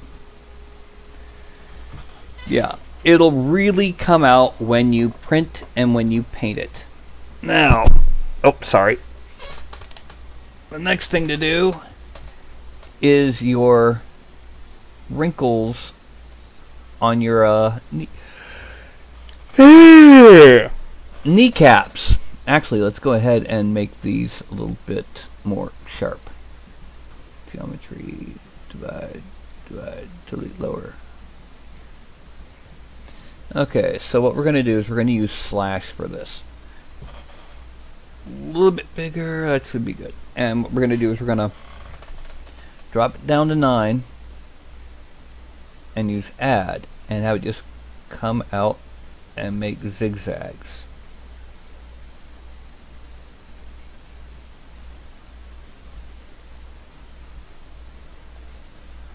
because that's what wrinkles do, is they make zigzags.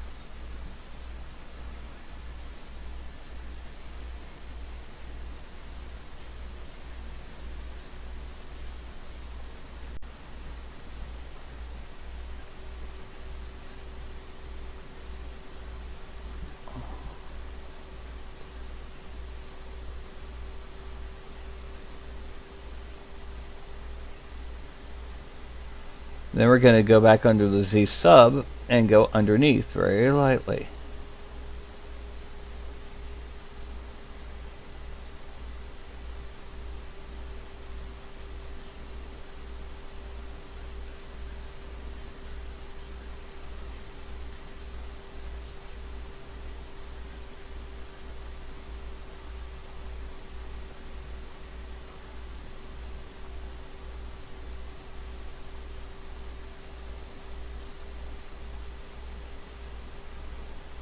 And this is going to get us right where we want it.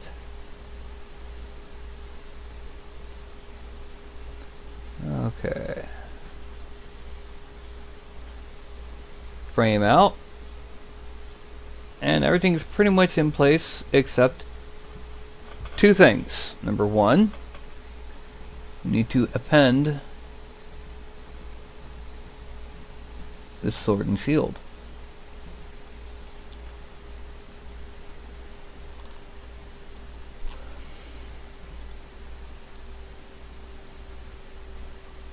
Or the hammer and shield. And one of the things we're going to do while I'm thinking about it is go back to move topological, make it a little bit pointy, and make it bigger. To about there. Grab the center.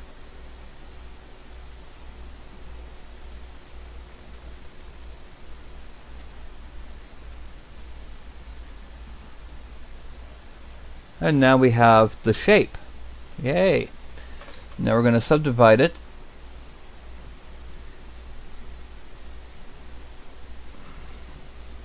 And frame.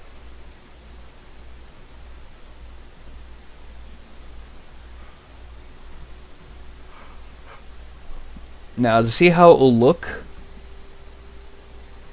shrink it down to about there and pivot it around. And you can see it looks a lot more silvery dragony at the small scale than it does on the screen, while all of the details are still quite easily visible. That's about how it would be on your tabletop. So now this leads me to one final question for you. And hello, Mr. Dapper Gent. My final question for you is, what do you want on the base? Yes, you can see me now. Ooh. But yeah, what do you want on the base? You can have, well, I think you've seen the basics. No pun intended. These suckers. Yes, the far left on this row and the far right on this row are pretty much technology. You know, this is techno panels, and that one up there is your typical diamond plate. But we've got up on top, you got the diamond plate, then you got cobblestones, fancy tiles, and a flat base.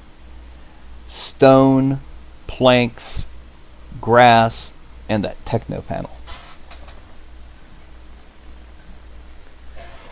And just in case you're wondering, yes, those fancy panels actually do come out on a resin print.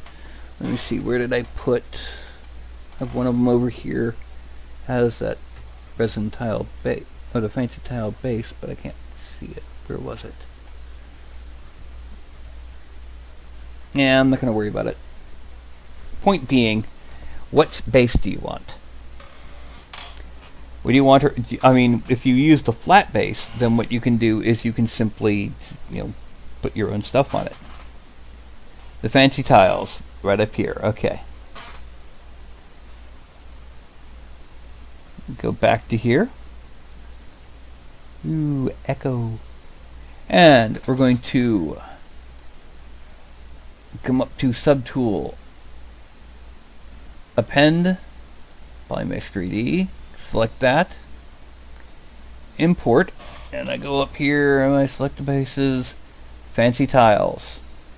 Now the problem is it's not in the right spot, so let's center on those, zoom out. We're going to subdivide it a little bit just to make it easier to deal with. And we go to Deformation, Offset. Now, first things first, let's offset it a little bit like that. Now we got to go to Y, and we got to go down, and just carefully. Okay, now offset Z, and there. And now we frame the whole thing, and you can see how she fits on the base. The tiles come, and I'm going to go to Subtool, back up top to the very top of the list, and I'm going to merge down until it's all merged. Okay, then under Geometry, blur of 0, resolution 768, I hit Dynamesh. And that's going to blend everything together into one single manifold surface. Doesn't look like anything happened, but I can tell you it did, because when we zoom in, you see where it was. You see, it almost looks like a weld, where some of these different parts were separate pieces. I frame back out, and you can see it all looks fine. So now the problem is it's 1.9 million triangles or polygons, and we don't need that for printing. So what we do is we go to Z plugin, and I click on this little circle, which opens it up over here, and there's Decimation Master. Now this is a moderately detailed figure because of the scales on the head and the mail on the shirt. So we're going to want to do 50k points. And then I click, well, let me make sure everything's within the box here, and then I click Custom. Now up here you're going to see an orange line start appearing with the percentages after it gets finished analyzing. There it goes, you know, 9.8, 12.8, 17.4, etc. When it gets all the way over, it'll do some more calculations, and then bam, 50,000 points and 100,000 triangles, or thereabouts, plus or minus a couple hundred.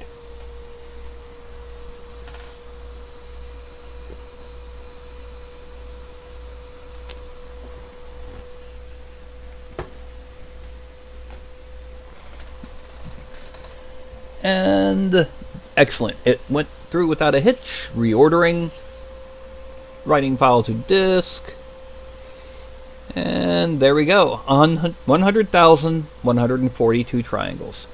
And for the most part, you can't tell the difference between this and 1.9 million, especially at the scale it's going to print.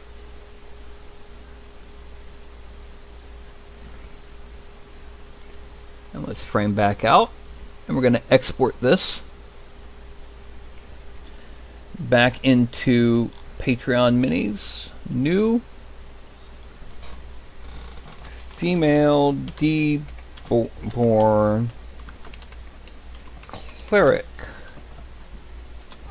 and that is our figure. Even the detailing on the fancy tiles came through the reduction. So now we're going back to this window. That should be about it. Now,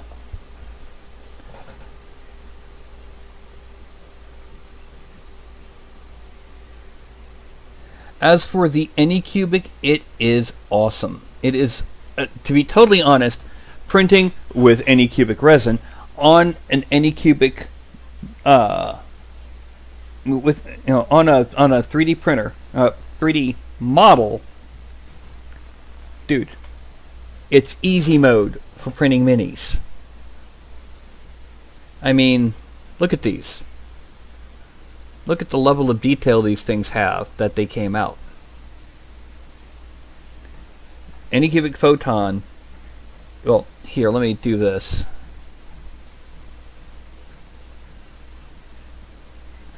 To be totally honest, right now it's a little too late. Man, it's a little bit too late. But yeah, I mean, these were both from the Anycubic photon.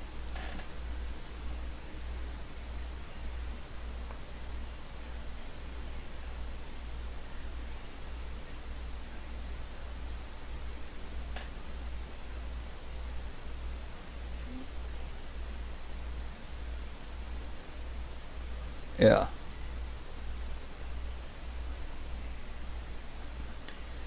You are welcome. Now, like I said, tonight, after tonight's broadcast, where I'll be doing the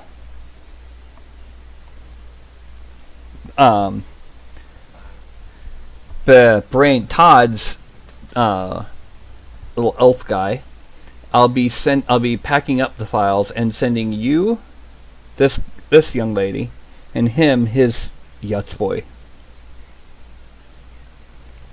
Well, it is 3:04. It took a little bit longer than I expected, mostly because I was unsure of some aspects of your request.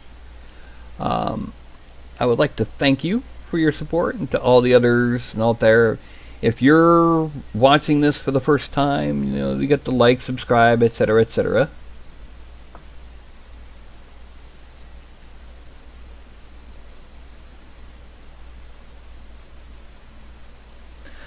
So you're asking me if there's a figure on my Thingiverse that I would like to see you print. So that, is that what you're saying? Because I've printed them all. Even,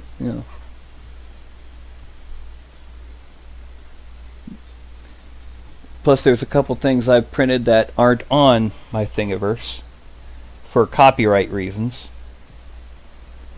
This is my Storm Giant for now.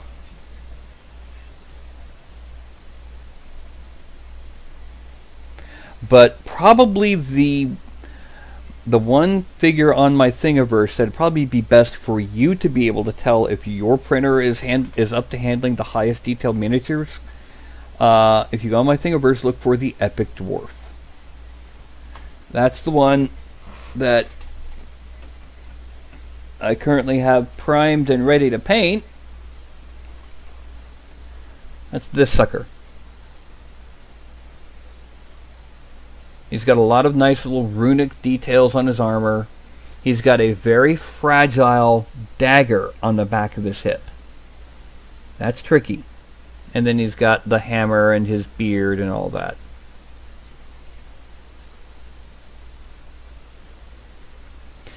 Now you'll notice I stuck this onto the top of a thing of the old apple barrel style paints. The reason is,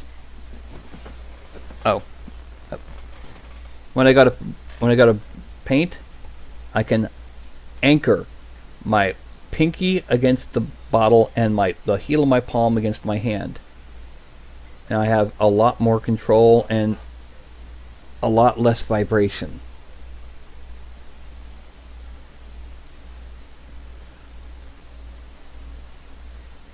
Because I've got my hand like that. It's cheap, it's easy, and it helps a lot.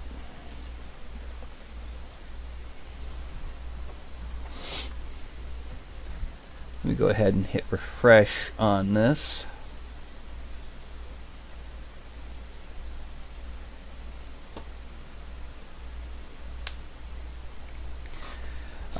I have a tendency to just, find things. Yep, keep it simple, so stupid. Now, I did print out a couple that were a little bit wider for slightly larger figures. The idea being, you know, put your two fingers into there and... But, hey, what works, works. You could use a medicine bottle. Oh yeah.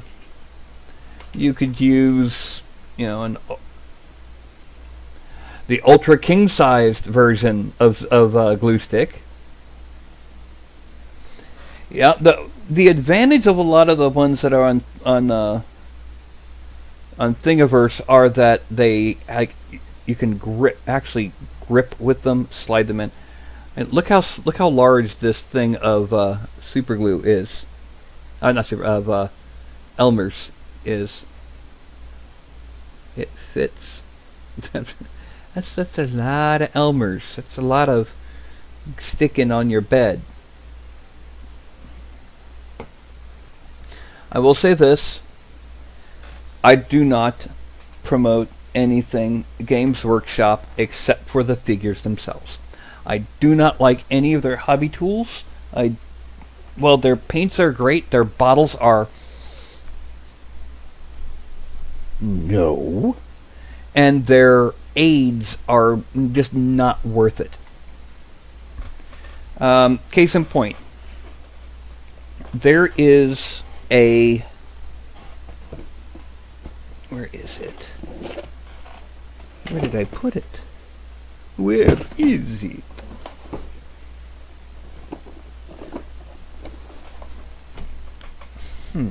Oh, here it is. There's a stuff that Games Workshop puts out for painting with. It's for making your paints thinner and a little bit more translucent for doing things like layering and glazes, called Lamin Medium. Lamin Medium is about a 12 mil bottle, I want to say, for about $7 or $8.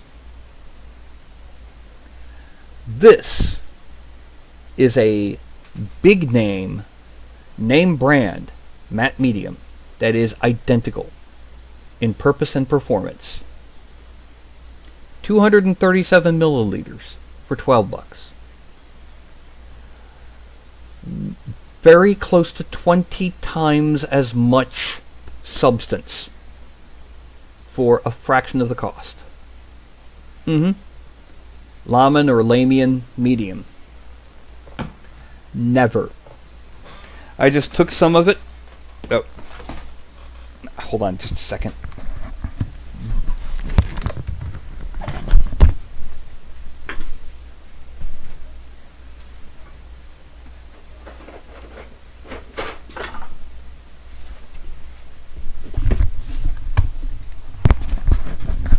I just took some of it, put it in this bottle right here, marked it medium, and I've got absolute control because it's a dropper bottle, and the bottle itself holds 100 milliliters. 2.5 I could fill this 2.5 times and go through this whole massive bottle for $12. I barely use more than a few drops on any miniature because I don't glaze this that often. I have another bottle this size that I have filled with 6 parts water and 1 part vegetable glycerin that you can get from the food supplement aisle at Walmart. Again, for just a couple bucks. And instead of water, it's distilled water for $1 a gallon. And like I said, you fill it to about there with the distilled water and to about there with the glycerin, and then shake it up a lot and a couple drops and you've got thinned paint on your palette. And the glycerin breaks up the surface tension of the water. So you don't need flow aids. That's all that most of them are, is glycerin and water. As for paints, well, I like these style. You know, your Vallejo model color, game color, your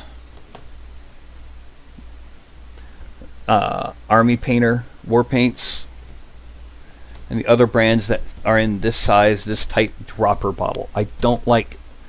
The bottles from Games Workshop are designed to make your paints dry out in less than a year, unless you're constantly re-wetting them, and make you buy more paint constantly. And they have a smaller amount. They have less than half as much paint as are in these bottles for slightly more cost. No. No Games Workshop paint for me, unless it's given to me, in which case I'm going to be looking for some empty dropper bottles to move it all to. And in terms of quality, Vallejo is at least equal, if not better, and the Army Painter is almost up there. They're all so much better than, well, these suckers, the craft paints. And they're better than a lot of the paints that used to be around when I first started painting. Anyway, it's 315. Actually, it's pi. It's 314. So I will be going ahead and heading on out of here, y'all. So I would like to thank y'all for coming. I'd like to thank you, those of you who are my Patreon supporters, especially tonight, Tas, Vallejo, and Army Painter.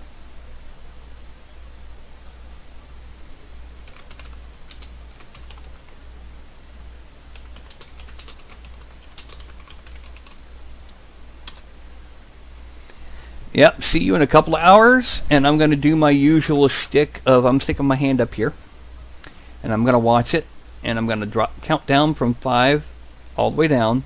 When I hit 1, that'll be the end of the broadcast until about just under 3 hours from now. It's not going to be an afternoon, it's going to be a nap. So I'd like to thank y'all, and I will see y'all in just a little bit, and that'll be 5, 4, 3, like and subscribe and hit the bell, 2, and 1. Bye-bye.